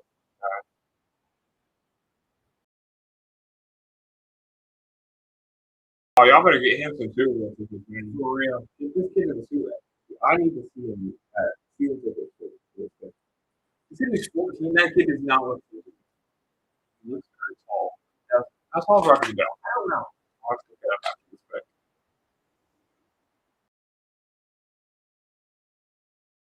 Easton, yeah, sure.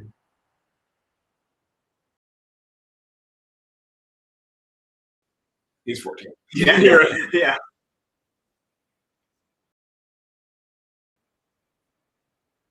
So they go tackle, but they don't go feeling. Yeah. Blake Yeah, that's Miller. a big dude. Holy. Yeah, I think this is a reach. I think for what they had on the board, I went feeling here. I think he's the most ready. I think he's the safest pick out of the guys they just had.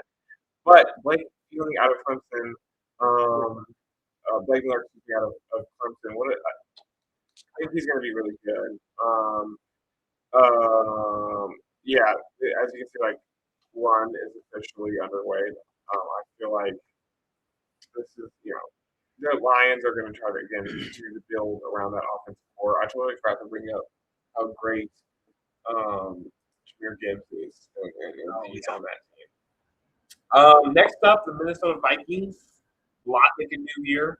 I'd be shocked to see Lemon go here. I don't feel like that's needed necessarily. I think they could go defense. I could see Mesgore going here, considering that Gennard on the thread block. They could go safety. Veneman or Emmanuel Warren. They could go linebacker. I think defense or a line is likely where they go. Especially on feeling on the board. Feeling. Yeah, I think so too. See who they think the best fit is. They got Venom in. I mean, that would be kind of cool. Replacing a white PB with another one. Yeah. I wonder. Wow. Did they just say they could? Oh, you're gonna be pissed. Oh, you're gonna be pissed. Oh, you're gonna be pissed. Oh no, Dom, I agree. As we will get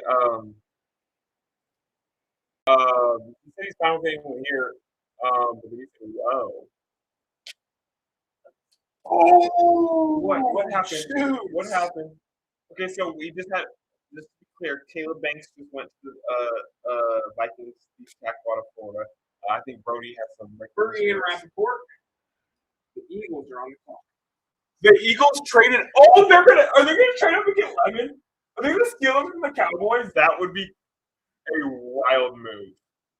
Dom gives his live reaction. He said, "Wasn't expecting it, but he liked it." I think he tackled pretty safe pick here. Right, Florida. That dude's kind of freaking. I think other than Vance Joseph and Fangio, I think two former. There you go. But it's like the Cowboys trade out of 20? No, they did not. Wait, did they trade with the Eagles? Yeah. Oh, I don't get that. That is the most Dallas Cowboys thing to Wait, do. they traded with the Eagles, and the Eagles kept 23. What is happening? Holy please. What is happening? Holy please. Dom wants Emmett Johnson. No, you can't have them. I want Emmett Johnson. I don't know what's happening. What is happening? So, no, they traded. Okay, they just swapped. They swapped. It updated. Oh, okay. Okay, that's okay. Fine. I do think the Eagles are going to go with Caesar.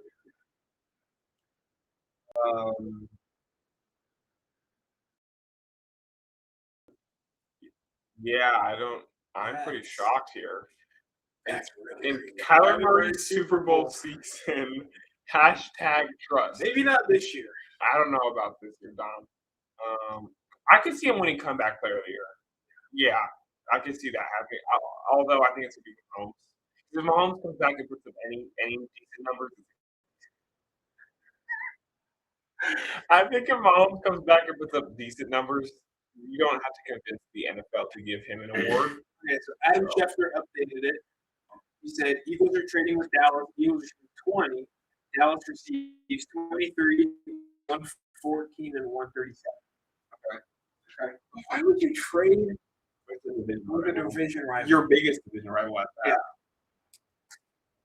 That doesn't add up to it. That doesn't make much sense. If I was a Chiefs, I'd never trade with you guys. Unless I would trade with the Chargers because I don't really mind the Chargers. Yeah, I would trade. I don't like Chargers. I don't like anybody. I don't mind the Raiders. Usually beat them. Why does Caleb Banks? I mean, Donnelly. And I feel like he was my actually no Jacob Rodriguez was kind of one guy. Yeah. I think I don't know, man. I feel like Caleb Banks isn't necessarily a shock. More of like just a little unforeseen. 15. I guess that's shocking. They, I did think that many was going to do that. But now let's take a look at what ESPN has the Panthers best available. Best fit. Best fit. Ron McCoy. Yeah, they need DB. I know Mike Jackson played really good last year, but he's getting up there in terms of age. And I don't think that's probably the safest selection. So I think that's probably the right pick here, Jermod McCoy. But obviously, Kai Lemon continues to slide down forward. I don't know why. I know He's like the biggest slide for some reason. it reminds me of Will Johnson. I don't know if you guys, if you watched the draft last year, or if you were on the ESPN draft, Will Johnson was like the third best prospect, and he hit to like pick 20 or something like that. Like he was just sliding down the draft board, and I just remember like seeing him slowly but surely keep falling. It's like I wonder if anyway, I wanted us to get him. I did. I totally thought that was going to be what we were going to get, but I don't think that there's anything wrong with this either. So, as we look, we're coming back. Panthers picking in. A lot of things they can do here. I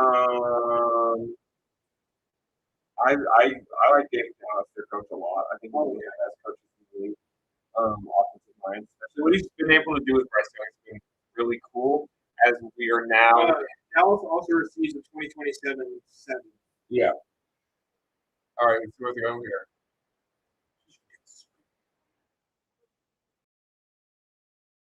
Yep. I feel he's going to get Makai Lemon. Yep, I think so. Yeah, really good selection here. Continue to build that whole line. And now you got 6, 7. The 6. We're gonna come to. I'm flipping that. A 6'7" left tackle, and Monroe. What a dog. Dom, if you're here, clip that, please. That 6'7" thing. Yeah. But Monroe Filling is here, ladies and gentlemen. He is going to Carolina, and I think that's just kind of the safe pick here. Honestly, they need to build a line. They need a guy with They need a big man. Yeah, they do. And their defense was pretty solid last year, and they were that close to being the Rams, right? So I feel like, that's what they're going to do. But, yeah, I agree with you. I think that leaves Philly with replacing A.J. Brown with Makai Lemon. Dude, Makai Lemon isn't good. Yeah, he might go to Dallas anyway. Who? I think he might go to Dallas anyway. Makai Lemon. Oh, yeah. Here. Because let's take another look at draft board. Steelers. That could work. Yeah. I feel like it's very unlike the Steelers to do that. But the Chargers could get them, but they need them. They need a line. There's so many good ones. Like I think it reminds me a lot of the Lions. That's we need a line. Okay, here we go.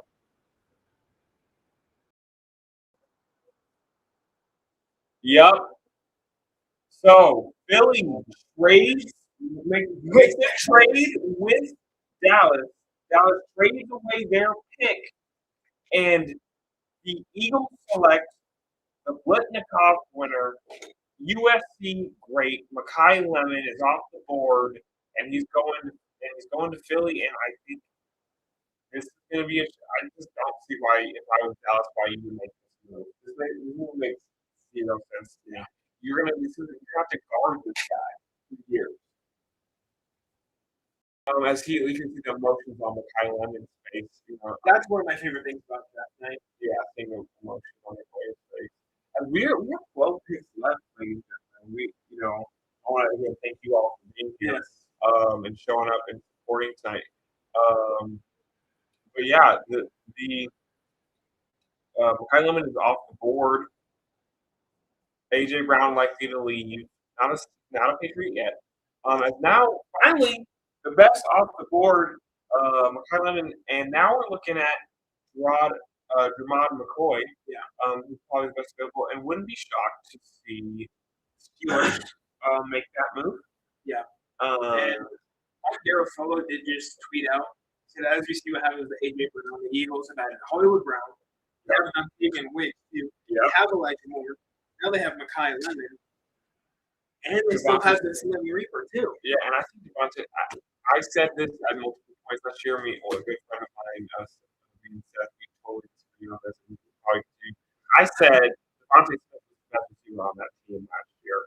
I would agree with that. I just this is a guy who can run any route, which can't say the same about AJ Brown. His route is very limited to inside cuts and streaks. Smith can run any route he wants to, can catch the ball over anybody, and is faster. I think the only thing AJ Brown has over him really is after the catch ability because he's such a hard guy to tackle. But other than that, I just don't see. Like if I'm Philly, trade AJ Brown, get talent out of that, and then or picks out of that, and keep Devontae Smith, who's probably better anyway, and now pair him with Makai Lemon. And you just talked about all those signings they made to accommodate for AJ Brown's departure. You're not in trouble. Yeah. So I don't know. That's where I'm at with that. I'm good. Yeah. We're kind of starting with audio. Yeah, it's for. I mean, we'll have to go right. Yeah. We're getting there. Yeah. As the Steelers peak is in.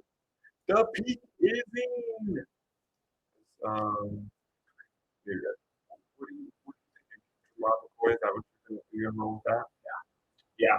I mean, this is a team that you don't have to pick the Steelers to lock it on defense. They do that anyway.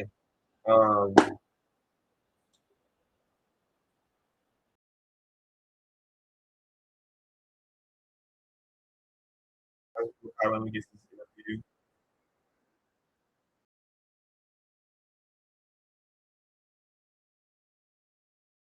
Yeah, just like you said, it's kind of just so cool to see on his face. On his face. What? Down 60-6. Oh,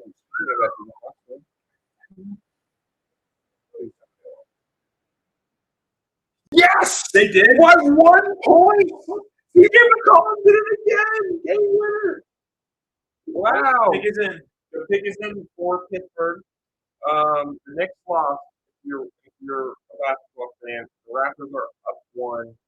The Pittsburgh. Wow.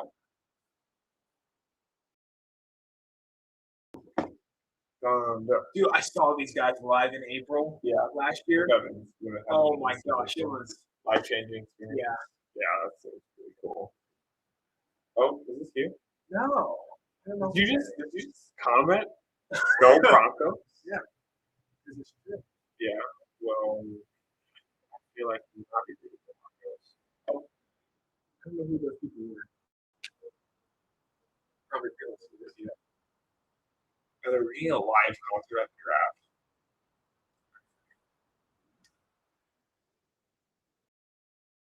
Human jury. I just got all these things in. My dad's probably really mad at me at that. I think they're seeing it live. I think they're watching. No, this is like the video. Is this the Steelers thing, Mr. Carter, if you're still here? Oh, poor Dom. I mean, we feel you, bro. All this yapping. And it's like 4 times a year, too.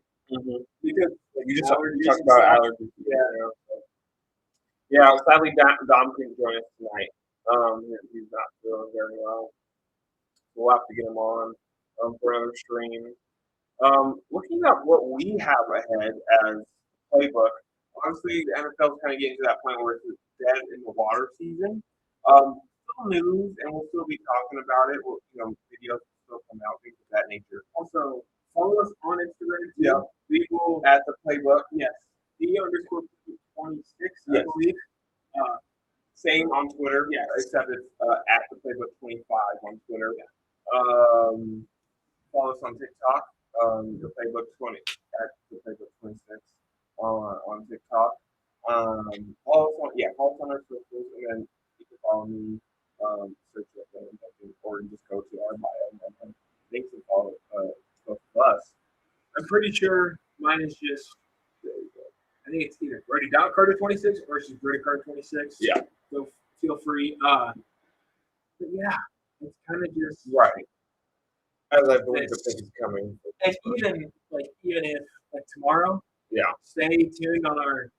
We might stream tomorrow. Yeah. If I can, if my boss will let me go into work early and get off early. Yeah. But yeah. High V employee right here. Yes. I mean, we would appreciate it.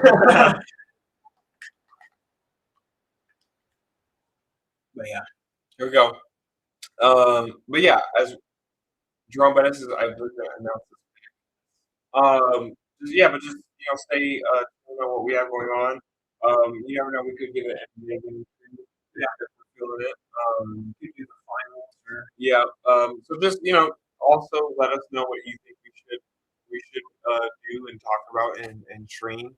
And we look forward to doing more of this as well as videos and podcast episodes will be a great thing for us to get going. Here we go.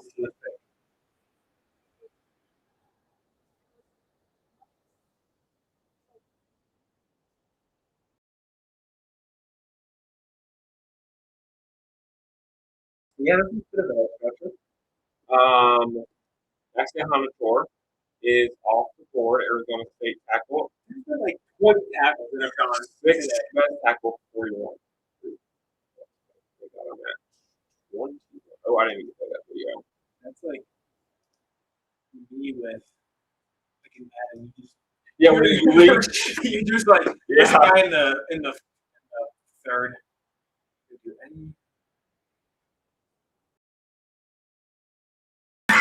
I think we should have to throw that on. Yeah. Ladies and gentlemen, this is Dominic. We're really bad at that. Starters are on the board. Maybe let's call up Caleb. And even if he can't join, we'll put him on speaker. See what he's got going on. We do also. We'll probably just if we have a sick video idea that we want to do. That's Tori Goodman, my stepbrother. Tori, I don't actually know much about Maxie Hanator. I think he could potentially be a good prospect. He's a tackle, so he's going to be really good and really bad. So I don't know. I'll have to get back to you. Yep. Yeah. You related to him? It's my stepbrother. It's my stepbrother. Wow. My little brother. Former or soon to be Nebraska. Yep. He is insane. What a I stuff. commentated. He will be on this board in a couple years, and we will be talking about him. But no, I actually don't know who you guys drafted. I feel for you. Quick now, how many now? You've got 1, 2, 3, 4, 5,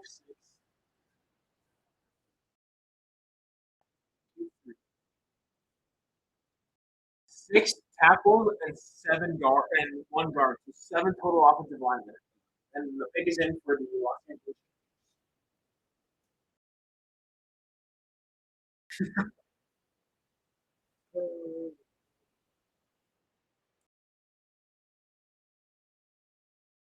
Oh yeah, so that's pretty good tunes going on.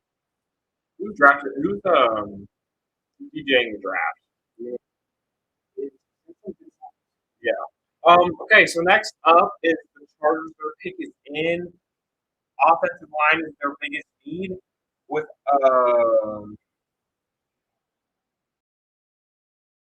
I would have liked yeah. Especially because the Steelers aren't really set at safety.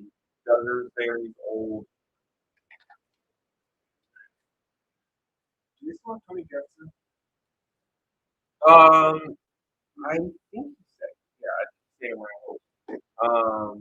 So bad when they lost that game. Yeah, I remember he was talking a lot. Yeah, I don't even know what to say about this. Chargers are on the clock. And here's what they will go. Roger Goodell, whose hair is slowly falling apart throughout the night. Did you select it? Ooh, so this is going to come back to back, but we didn't go online. Yeah. But this is going to make their defense a lot better. Because Akeem Mesidor is a absolute dog. You're carrying with 2-2-2, which is a really hard name to pronounce. But you're pairing him with him, and like I don't hate the devil. Yeah, I think this is a pretty solid pick here today. Again, I mean, I see why they decided not to go O line, honestly, because of how much is off the board. But I would like to see them go low move. I think I would like to see them go low move. Yeah. Rutledge, I like Rutledge a lot. I don't know. I think Dallas on the clock. I think they go to Rob McCoy. Dude, Dallas might not actually have had such a bad draft. They get Rob McCoy here. Pair that with Caleb Dow. Yeah, but I do think you pair. Oh, I went to the second round. We will not be shooting. I have not done my. No, not that. I remember the only thing I knew about that deep, we got here was sure. So, yeah, if you guys remember, everyone was crazy. Yeah, and then still some conspiracy about that, but we won't touch those. Scared was drafted.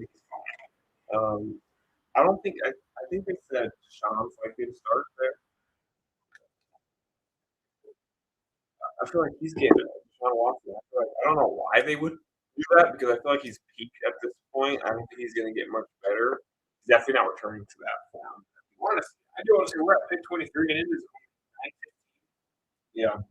Normally it'd be like 10:30 and they'd be 10 picks are at the end of the draft. Right. So we're great on time. And what? Avalanche up. Oh, good. What's the Kings? End of the first quarter. Minnesota 25, Denver. That's probably what we get.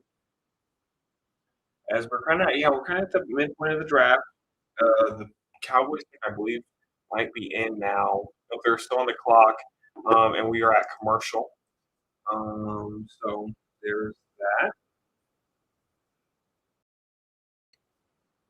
Pretty. I don't want to say predictable, but so far, like other than Tyson, it's a pretty big shock. And I guess the sheer amount of tackles that are off the board. I thought, if anything, we were going to have an overabundance of receiver. Yeah, that's what I thought too.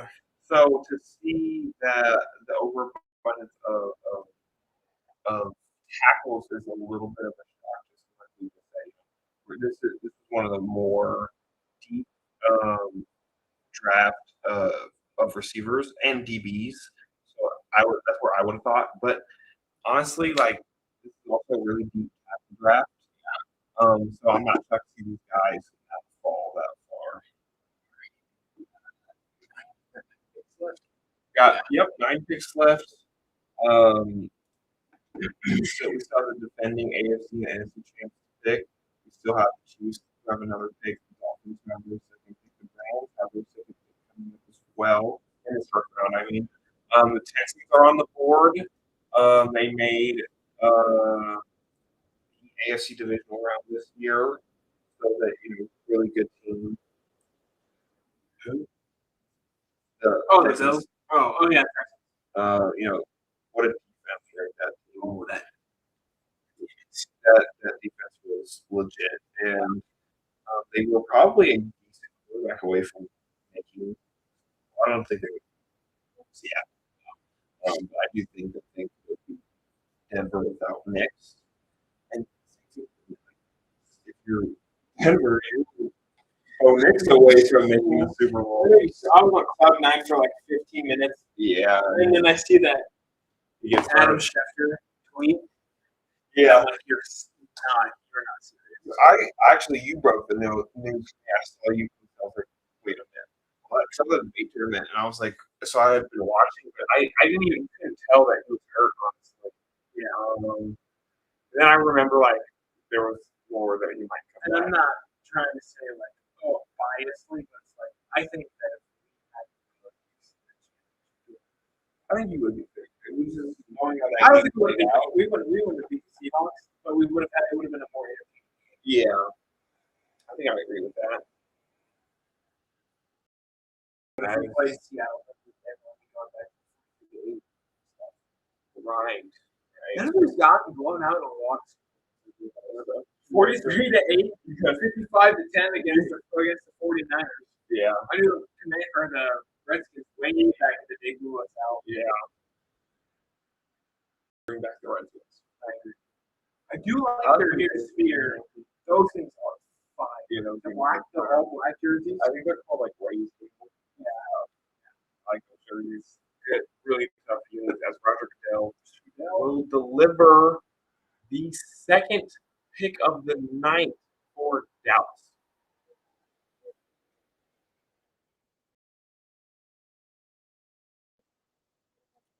Ooh, okay. They go Edge, which is a need. Yeah. They go Malachi Lawrence, who is the dog. Look at that excitement getting that call. I feel like there's another edge available, if I'm not mistaken. Folk and Parker. Young. I had Parker much to the 49ers. Yeah. I don't know. I think Cassius Howell. I would have went Falk here. Howell, yeah. Cassius Howell is a game record. He runs a lot of Chase Young. Yeah, I don't know about that one. I feel like it's a slight reach, but edge is one of those hit or miss positions. So, like, what might be considered a reach could also end up being a total game record. If you look at next up, we have 8 picks left. Next up, we're talking about the Cleveland Browns. Go back to the. They went Fennell earlier today. Blake Miller. Oh yeah, I hear you. Yeah. So you had them going receiver early, I think. Okay. They probably go receiver now. Yeah, I'm kind of surprised they didn't go with the Cowboys. Didn't go with Omar Cooper. I went in with Clark. Yeah. I went. Gary Lawrence.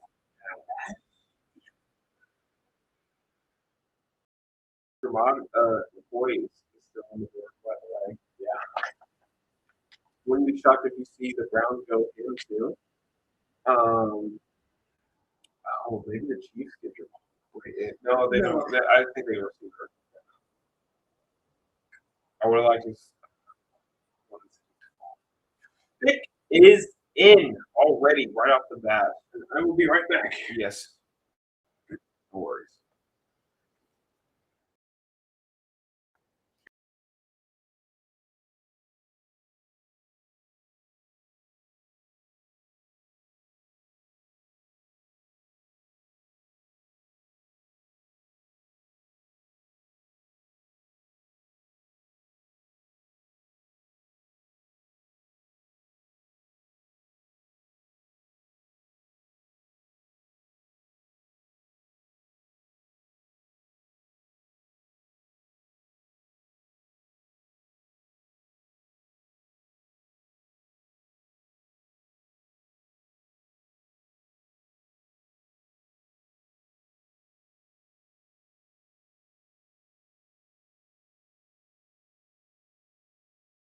As we get ready to get back here, the Browns are on the clock.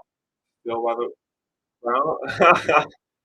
Good friend Jacob Harwood. If you're a part of the high school, you might know him as legend, debate legend. Bills fan, big Bills fan. Broncos and the Chiefs getting together. What are we doing? What we're doing is talking about the draft. What you're doing is losing to them and us consistently. So, Hey, by the way, if you say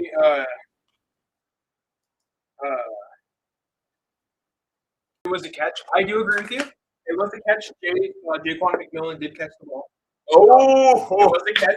yeah. I was gonna say if you were saying, I agree. I agree. It was a catch and it was an interception, and the Broncos rightfully won that game. In fact, if that was ruled a catch and they won the game off the field goal, I think we would be having a whole different conversation right now about like. but I will say, if Jaquan was not on him physically, like physics-wise, Yeah. that ball was popped off. Yeah, probably. He hit the ground hard, Yeah. and he didn't have. Yeah. Whenever people were like, "Oh, he got the ball," we're like, "Yeah, Jaquan McMillan did catch the ball." You're right. Right. Right. Well, speaking of DBs like Jaquan McMillan, the ball hawk skills, remarkable available, and the Browns have a chance to get him here with the number 24 pick. Although I think that likely will be a Bears pick because Sean Wright, I believe, left in free agency. And what a year he had. Just straight ball hawking. I know he gave up a lot of yards and touchdowns, but he was insanely good at hawking the ball. And so replacing him at 25 is likely what the Bears do. And then we have your Bills, Mr. Harwood, at 26, which I do respect the Bills, though. I do respect it. I do too. I respect the fact that they lose to us in the playoffs every time we play them. A lot, actually. I respect that a lot. It means the world to me. It doesn't mean the world to me. I love the fact that whenever Chiefs play the Bills, I don't have to worry because I know what's going to happen. You always worry it's a playoff game. Yeah, but like when I see it's Josh Allen, it's like When I first, that was like the first I actually had you guys lose. AFC divisional game that I experienced. Like obviously, back in 2015, I was a fan. Right. And it was Super Bowl. I remember Mr. Cameron Hill did not fall in the football. That was great. Thanks for doing that. But my heart rate was like 3 times I wanted north, like my resting heart rate. Yeah, in the Bill game. Yeah. As the Browns are going to select here.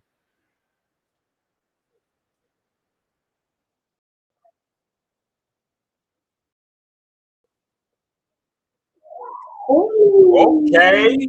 Cleveland making a play for their receiver. KC Concepcion will be headed to Cleveland. It's going to be a decent fight.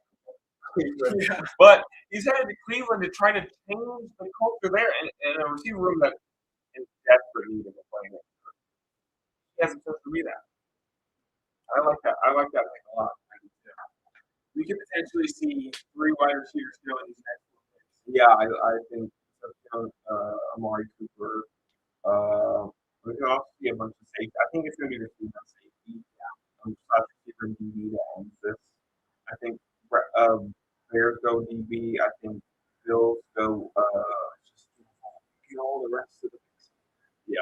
I think Bears go DB. I think Bills go either O line or defense. Some defense. Chiefs go. Chiefs next up. Niners go probably DB. Texans go DB or receiver. Receiver has to go. Patriots likely go DB or maybe receiver. Seahawks, that could be the running back. We talked about. I think we talked about this a couple weeks ago. Jordan Price going there to replace the new Kansas City Chiefs who will MVP, Mr. Kenneth Walker, who I can't wait to see score 18 touchdowns this year on the road. They were talking about Concepcion, the 2 receiving or kick return touchdowns. If you really need a guy that is a kick returner, you got to go out and get a And it's like obviously he's not going to be a first round guy. Right. He's probably going to be day 3. Yeah. I'd be shocked if he went day 2. Yeah. But I think he'll be probably a 5 or 6 round guy. But yeah, I agree with you. I also want to remind, like I talked about this earlier with Zach Branch. I think the potential just the raw potential he has as the Bears pick is in, the raw potential he has as a kick returner, and just an explosive receiver in general.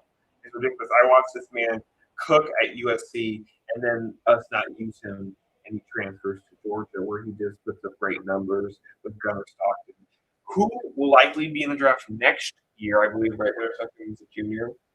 I think so, yeah. Yeah. Sure it's him, Arch, maybe saying. Yeah. No, Sam's not. 'Cause he's a true freshman. Oh, he is. He was a true Oh, yeah, he freshman. was. So I think Sam goes later. Obviously, the Arch, Dante Moore, who could have been. Oh, yeah. I think Dante Moore would have been I think the that second was quarterback smart for this year. him to stay. Yeah.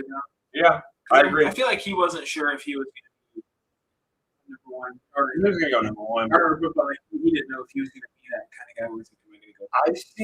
I think he's, in terms of pro readiness, I give him the Anthony Mendoza, because I think that's just like, I think him as a prospect is almost perfect. I think the only thing he doesn't have is that natural explosive plays. You know what I'm saying? But everything else that guy has. So I feel like I just feel like that's kind of where he's lacking at. Whereas Mendoza not only is pro ready, but has the explosive or like desirable plays. You know what I'm trying to say? So that's where I think we're at with that. And I agree, though. I think going back and potentially winning Natty with Oregon, trying to get there first. Everyone in that, and they've had so many great quarterbacks. Per Adam Schefter, Houston traded up 2 spots to Buffalo's spot at 26. Huh. So Buffalo's going Okay. 26. We need to get you an NFL insider job. I know. The amount of time, like, I have a group chat with two of my friends. Yeah. And it's like, I am the Adam Schefter. There was like Broncos news, the Vegas news, all that stuff. Like that's kind of what I want to do. I mean, that's what I'm going to college for. As we're gonna get Seth on the call here to talk about the potential Chiefs pick. Here he is. So Seth, who do you have? We'll actually wait till after this pick. Wait, no, it's a commercial. It was a commercial. Okay, so who do you have the Chiefs picking at 29? Obviously, if it goes completely how I want it, Dylan Demon, but let's be honest, like he's not gonna fall that far. Probably, yeah. Who I can see potentially actually falling to us is potentially somebody like Hayden McDonald, Peter Woods, and maybe even draft somebody like a Zion Young or TJ Parker. Okay, all I think very solid. Solid potential picks. I want to gauge your thoughts on the receiving side of things. If a guy like Denzel Boston or Omar Cooper falls, are you going them? Also, Jermon McCoy is still available, although I think he goes here. So what do you think about the receiver side of things?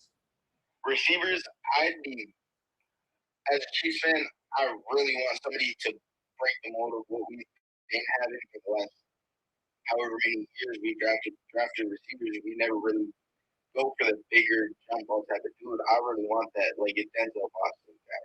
Yeah, I think Denzel Boston, would be perfect. As the Bears pick is in, I think they're going Jermon McCoy here.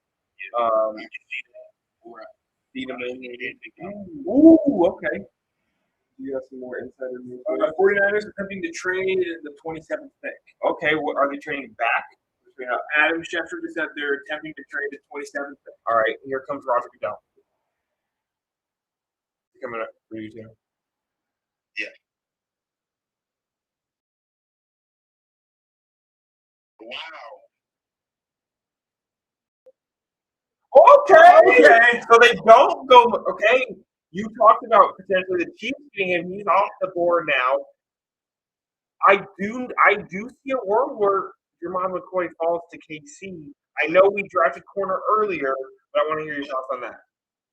McCoy?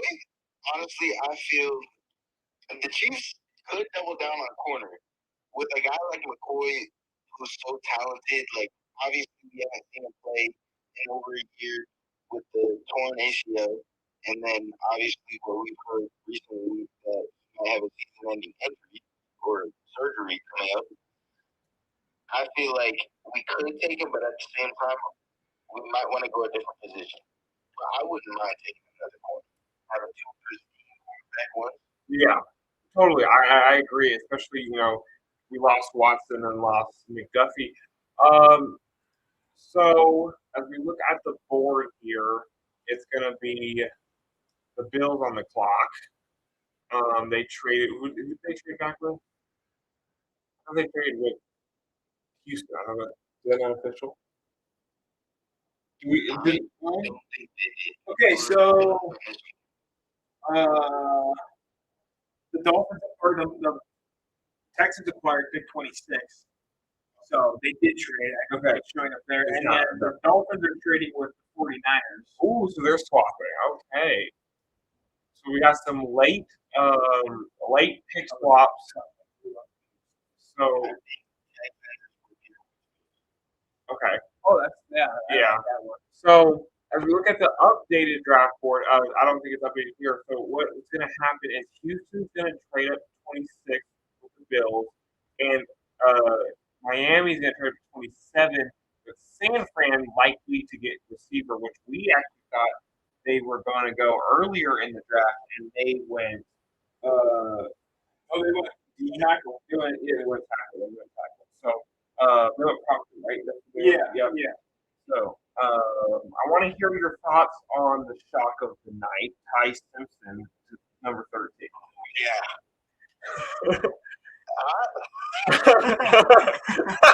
Honestly, I think it was a little early on him. My opinion, like, I think they could have traded up later in the first round and got him. But if you are really sure on you want him to be your quarterback in the future, sit behind the reigning MVP, Matthew Stafford, I don't see a better person he can sit behind. I have to agree with you. I think, like, in terms of the future, if this was the guy this is our guy, I don't see why. Like, obviously, it's going to be the trade they make or the decision they make, but I don't know. So with Dylan Thieneman off the board, we're seeing his comparison, which I think is insanely accurate, to Hitman Harry. He's got a Hitman Harry vibe. I was actually surprised when they took Caleb Banks over him. Right. Caleb Banks. I wanted to hear your shock, or maybe I wouldn't say shock of the night, but Dallas getting Caleb Downs. Yeah. I was shocked he fell that far. Yeah. I thought for sure the Giants were going to get him, but shoring up that line for Jackson Dart, you can't ever argue with wanting to protect your quarterback in the future. All right, and before we let you go, I want to get your thoughts on the fall of Ruben Bain tonight. A guy that was potentially going as high as 3, and fell to 15. I think obviously the short arms, everybody has concerns about that. Apart from that, the legal things that came out just recently, that was another part of it. Yeah. But I think the Buccaneers will definitely have a dog in it. Like, nobody has proven that his short arms are ineffective and stopped him efficiently. Right. So I feel the Buccaneers got a really nice team in the draft. Yep, I think we totally agree with you, and we thank you for coming on, and we'll see how this draft shakes up to end it. All right, I'll talk to you later. See you, man. Yeah. So, I wonder if San Francisco traded back because they knew they got Rutledge. Houston gets Rutledge. Obviously, we'll get into what you were just talking about. Rutledge going to Houston was the need. They absolutely desperately needed O-line, and that Patriots game exposed that. So they get that here, and I'm glad that they got that. Now the question becomes, Your So I think the Dolphins were scared that the Niners and Dolphins might go with wide receivers. That either it's going to go Boston and then Cooper Jr. or Cooper Jr. and then Boston. So I think they're trading up. San Francisco's like, okay, maybe the Bills don't go wide receiver. And, and they go with just the best player available. It's like Kansas City, they might just go with Jermon McCoy, which that's going to help them the most. So maybe they're like, we know that we can get a guy here. right. And I mean, I don't even think those two. I didn't have Jermon McCoy. I did not have Jermon McCoy falling to 30. Yeah. Or in the 30s, 20s. Because it's like you have Denzel Boston, who's probably going to go here. Yeah. And then you have Omar Cooper. Those two, I think, are on the board by the end of the night. And I mean, Chris Bell and Skyler Bell have kind of been mocked, but after their draft, after their combine, they kind of fell. Yeah. But it's like we've seen people go that we need to be very encouraging. No disrespect. Yeah. Kevin Rutledge. Yeah. I think it's a reach, but it's a line they need. Rutledge is guy he's pretty solid lineman, but I agree. I think it's a reach. But they desperately need something like that, and so I'm glad that they got it. But yeah, I agree with what you said. I think I think finally are going to beat the Niners. I think that the Dolphins are a little bit worried that they might not get the receiver they want, and so they're making the move to get it, which is just smart football there. So you're going to probably see either Boston or Omar Cooper off the board. Excuse me. Those two, I think that's what's likely going to happen here. One thing I want to go back to the Bears pick with Dylan Danneman. Mm-hmm. They had 33 takeaways. Yeah, that was the most in the NFL. And I think it was kind of the same thing. Got one every game. Yeah, and it's kind of the thing with Denver where it's like, because the Buccaneers were after us, and they took Amika, and that's who I wanted. I wanted Amika, and but it's like you're adding a guy who at that time was high caliber, and now you're getting, already to an elite defense. That's a pretty good thing. I did just see a commercial for the schedule release, so we could do something. Oh yes, this is going to be soon. Yeah. Yeah, I remember. I always love how on Twitter everybody comes in on Twitter and is like talking about that. Yeah, that's. And then it's like we could do like a whole thing where we predict each team's record if we want. Yeah, you guys are down for that. Yeah, I think that's definitely something. The schedule. Sure. And then we'll do like predictions for the year and stuff like that. Right. As we go through the NFL, dawn of the NFL, always September. They just say it's the best time. It's months. Yeah, I mean, like I love the winter. You're me crazy. Your Nuggets have got 20. Are you serious? For the NHL. NHL. Well, so one. They're clinging to that one goal lead here. Here we go. The Dolphins pick, and it's second year. Yeah, I love that guy.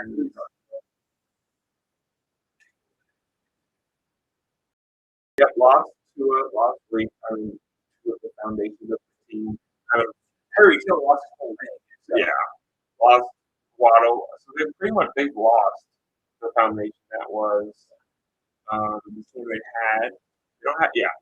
They don't have that anymore. It's the new era for them. Literally, as Rotterdam comes out for the 27th Friday night and has 4 more blocks.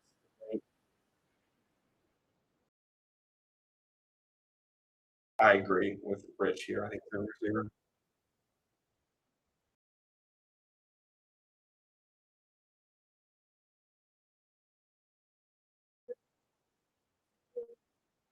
Yeah.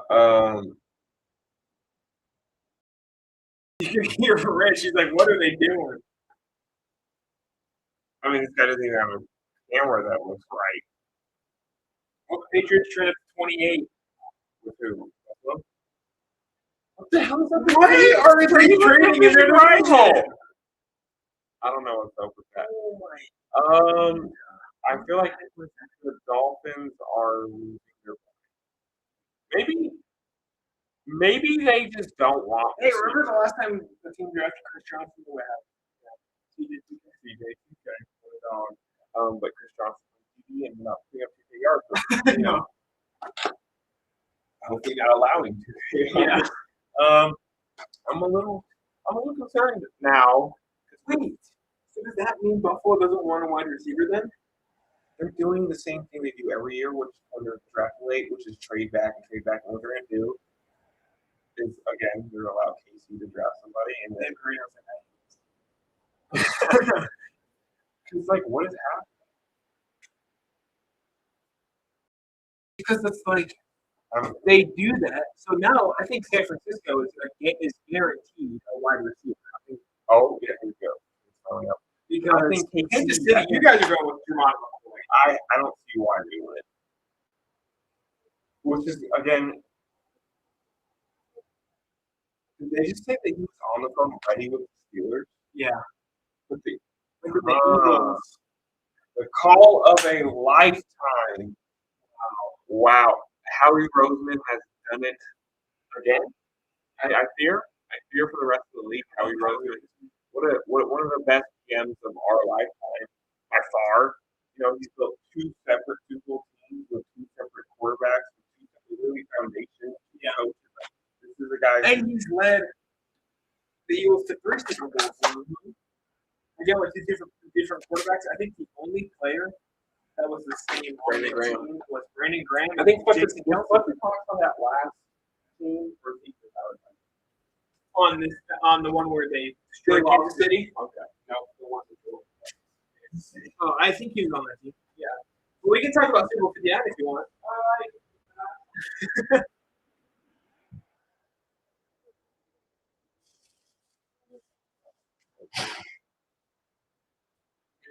Lomu.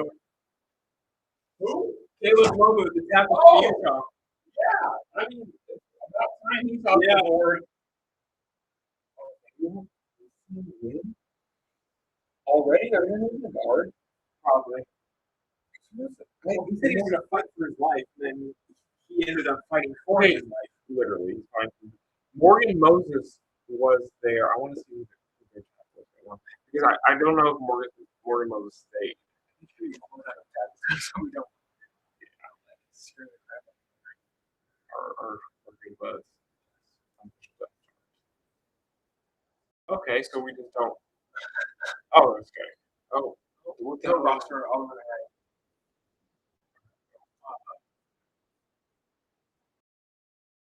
All right.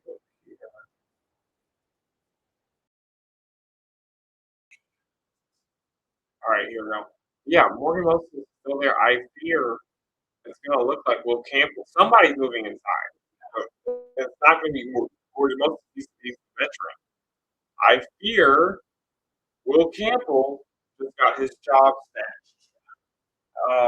Because why draft a tackle? Yeah. No, I like Roman a lot. So I like him more than I like Will Campbell. I think everything Will Campbell is deficient at, Romu is efficient at. So I don't see anything wrong with this. The pick is in for KC. I'm my hard drive looking. I'm already. As we look at the KC, who they could go. I think they're gonna go Denzel Boston. I want Jermod, I like Jermod McCoy, but Seth talked about this explicitly, and when we got him to come in, and it's clear. As a Chiefs fan, I totally agree with him. We need him. For years, it's been small body receivers, slot receivers. The biggest we've gotten is like Juju. He's a slot receiver, but it's good after the catch. It's just been that. I want a big body. I want a guy Mahomes can throw it up to and make it catch whenever he wants. Like that's what I want. Denzel Boston gives you that opportunity. I don't think he's there yet, but he gives you that opportunity. So yeah, I think that's where we're at. Yeah, so Ian Rappaport just tweeted a wild story. As the Eagles traded for Makai Lemon while he was on the phone with the Steelers. That to me is one of the most shocking. Harry Roseman, yeah, that's just literally all I can say. That trade is ridiculous. Ridiculous. As we are, what happened? Oh yeah, 61-39. yep. As we are approaching the last 4 picks of the draft and the end of the night, I want to give another thank you to you all for showing up. Everybody throughout the night, even if you're not here anymore, really means the most. As we are approaching our last 4 Don't forget to like and subscribe too. Yes. I hate saying that. But please do, and then share the profile, share the channel. Yes. And we're gonna share with your grandma. Yes, we're a big grandma group around here. Grandmas show up. So, Yes. Grandma, grandpas, great grandpas, grandmas. Especially grandpas know ball. They do know ball. So, and they go back for like when I was your age, I watched Tim Right. Bradshaw. Well, I think this is really good. Yeah, I like that. 63-33. Boy, your tackles are keep me away from like what? I mean, remember? I don't know. Darren Maley, tackle at Texas Tech now. Former high school alum. What a stud he is. Big-witted from Tapio South, now at UNK. Yeah. Go Lopes. Dude was really big. These dudes are big. Yeah, like I share class with everyday Bryce Bigness, dubbed by me the Cookie Monster. I mean, he's a big guy. Has big friends like D1 guy. He's definitely going to be there. I don't know where yet. Sure going to be one, and he deserves it. So I'm sure you guys know the tackles are just big. They take up a lot of space, and we're seeing actually recently more tackles hit rather than this, which I think is really big as we get ready for this the Chiefs pick here. There was a lot more trades than I thought. Yeah, a lot more trades, especially as we got later. Yeah. And I feel like that always happens. Andy, bro. Jeez, look at that. There's speech. Yeah. Like this is like where they normally pick.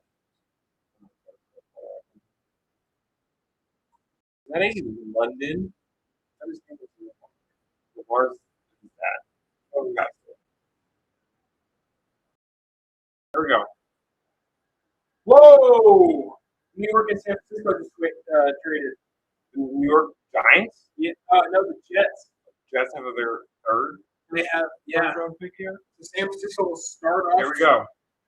The second tomorrow. My heart is racing.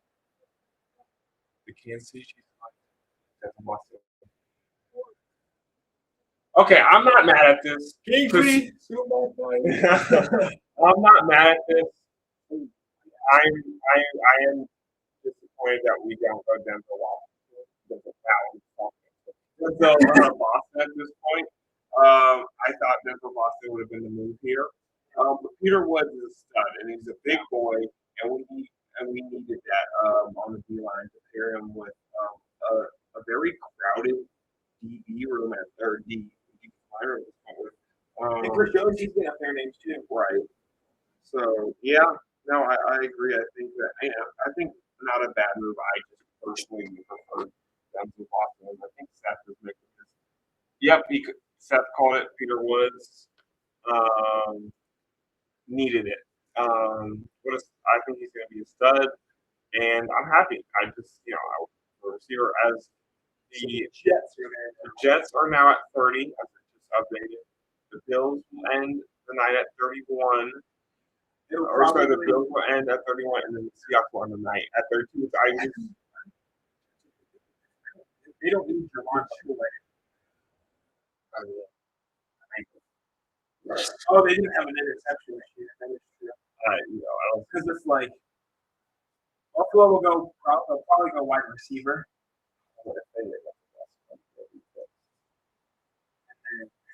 Yep.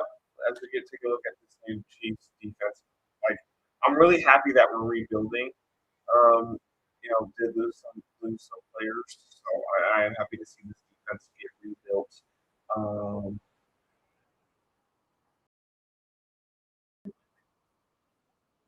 We don't even have any first. Yeah, no, that's a better thing for you. I mean, and you guys definitely have no idea what we're talking about. This Packers fan is wearing a set of LED lights. Yeah. As we approach the last 3 picks of the night, which will go by pretty quickly. Yeah. Jets on. Is that a name? No. Boba Jet. Boba Jet. That's fine. That's fire.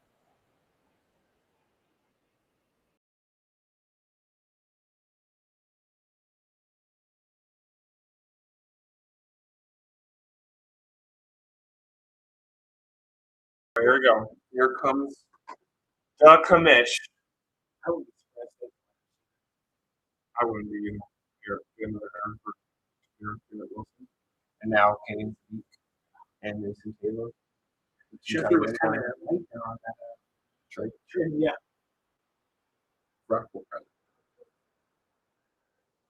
Ooh, okay. You called it right before Goodell got there to deliver the pick.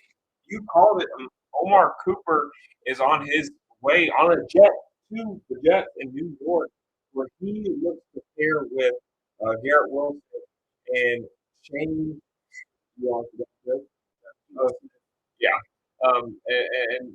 Change the culture there with Smith going in the Rock. I think more is better, especially with I think is a product of the weapons he has around him. So he's going to be just as good as the guy next to him, kind of vibe. And pairing him with now Omar Cooper and Omari Cooper. Yeah, that was a good stud.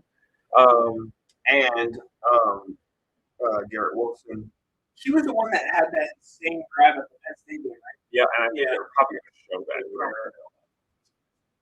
Honestly, I can't see it. Look at those. I love the Gus Johnson call in there. Yeah. That was a beautiful route. They got David Bailey, Kenyon Sneak. I think they had a great route. The Jets, I think we did review it.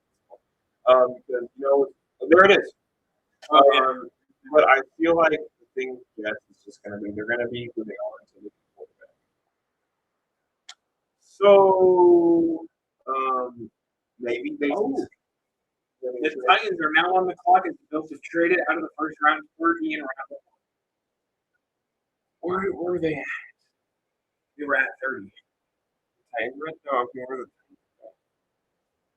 They were here. So they were 35th, 34th. Yeah. Okay. Solid. The Bills and their willingness to trade down is kind of frustrating. I think for Bills fans, they want to see their team better. But Titans, I think, to Denzel Boston, Carmel Tate,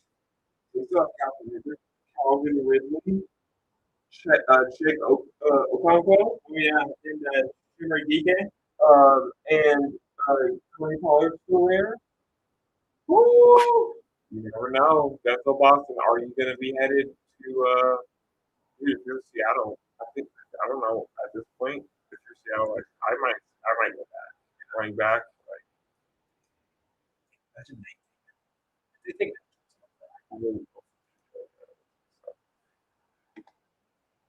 say Kendrick Falk is the best fit. Oh, I totally forgot Kendrick Falk was on the board. Man.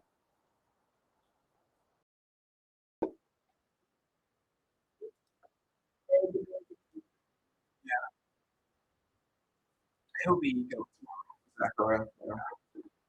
Oh, yeah, he's still available. Some best prospect will likely fall. But DBs have a tendency to do it. Look at that. Tighten up. Tighten up.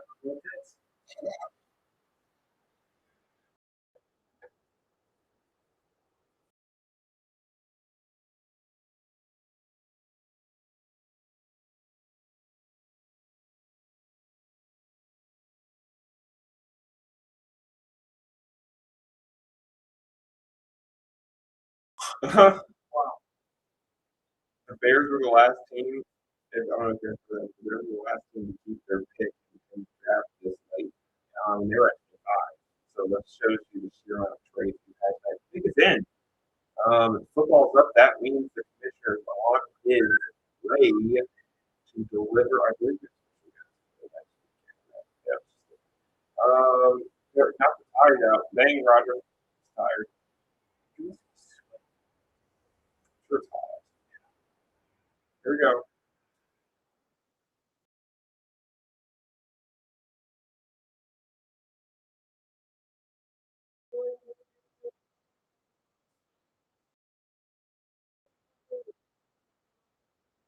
Oh my goodness, ladies and gentlemen. I don't know if you heard that. 320,000 Americans showed up to Pittsburgh tonight for night one of the draft. New record as the Titans select here. Ooh, good fault. They do go fault. Yes. Much needed edge help on that defense. I feel like they've been losing edge. Lost Gerald Landry last year. Je- uh, Jeffrey Simmons hurt last few years, but now you have a guy, Kendrick Bolt, who has potential to add some juice off that edge, and that will leave us with the defending Super Bowl champs to end the night. Well, again, we're expected to trade out of that pick. I don't see them doing it at this point. They would have traded out a while ago if they were going to. I think John Schneider might have his eye on somebody. I couldn't think who that is. They're not need a receiver. They got ESPN has see what ESPN has for their best fit. Okay, they have Denzel Boston. I don't see them going receiver. Um, yeah, I don't. I think they're pretty set there. I could see them going McCoy with the departure of week 1. I could see them go back because they do need a running back. I could see they trade with I could see them going Anthony Hill. I totally forgot about Anthony Hill. I could see. I want them to select Jacob Rodriguez, so I could have an angry Brody to end the night personally. But yeah, I said I wanted to go Jacob Rodriguez. So it didn't make you angry because you lost what Rodriguez and Banks. That would be funny. They've got Terrell likely to go tomorrow. Top prospects. We'll talk about before we end the night. We'll talk about the top prospects still left. And we'll grade each pick before we go tonight. But we're on the last pick of the draft, ladies and gentlemen. I don't, I want to take a second to just thank everybody for showing up tonight. This has been a long one. 3 hours. We're gonna probably be just around 4 when the stream is over. We'll less than that, but just around. So just huge thank you for sticking around and watching this draft with us. And it's been a really good one in terms of talent gone, in terms of moves made, in terms of who's been drafted and when they've been drafted. I feel as if this has been kind of the draft we wanted to be tonight. Very worth it in terms of content. As the peak is in the last pick of the draft. It's gonna be I probably or I think it's gonna be Jamal McCoy. I think with Reek one out, leaving, I think Jamal McCoy makes the most sense here. As we get a good look at Kendrick Bourne's ability here, that is phenomenal. Oh, wow. Cal.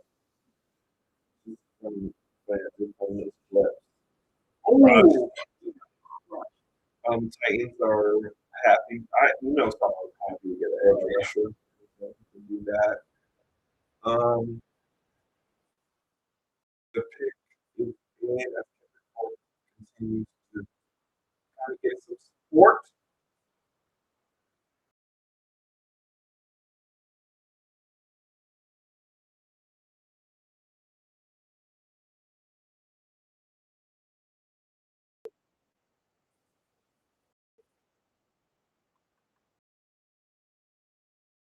come on, man. I found that word. Yeah, we're really dragging it.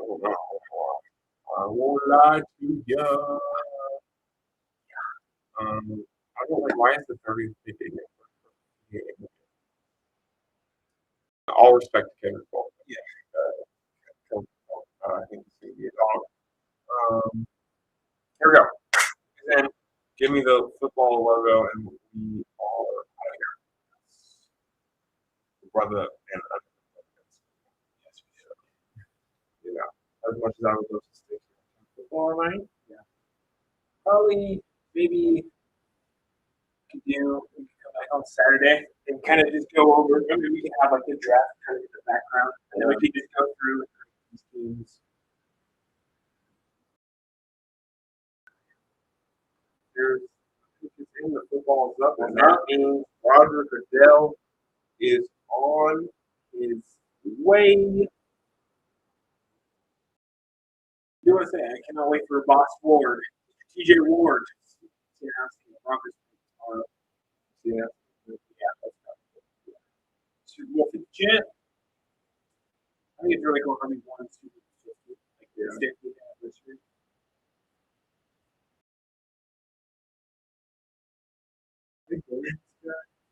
James Pittsburgh. Good crowd though. A lot of people. I had to have crushed the record. Yeah.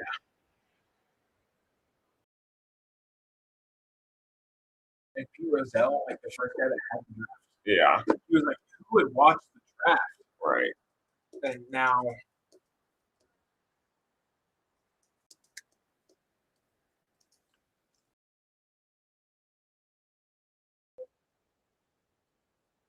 Yeah, crushed the record. yeah. By like 50,000 people. Can we get like multiple years back to back this record breaking as we get ready for this last Next year, right?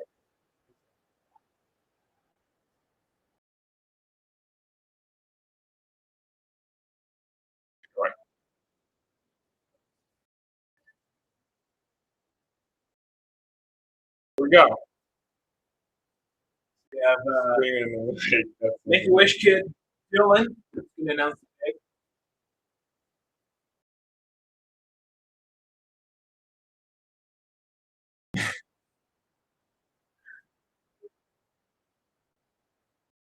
Breaking the sound barrier. If you are in the Pittsburgh area, you heard that man. Talk to him. That's how every person should have. Here we go.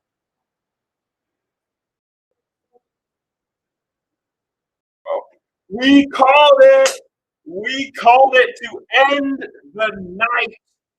Jadarian Price is on a flight to Seattle to talk to replace the great Kenneth Walker, Yes.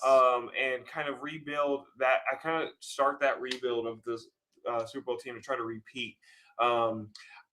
Thank you, ladies and gentlemen, for showing up tonight. And we've had such a great draft, and I'm sure if it ended a little earlier, we would have time to go through these picks some more. Yeah. But we got school tomorrow. Yeah, we do. And so we're gonna go ahead and call it a night. But probably will do an episode. Yep. Talking about the draft once it's finally over. But. So thank you guys for showing up tonight. I'm Lailend Duncan, and this was Brody Carter on my right. And this was the Playbook presenting the 2026 NFL Draft. And we are signing off. Good night, everybody.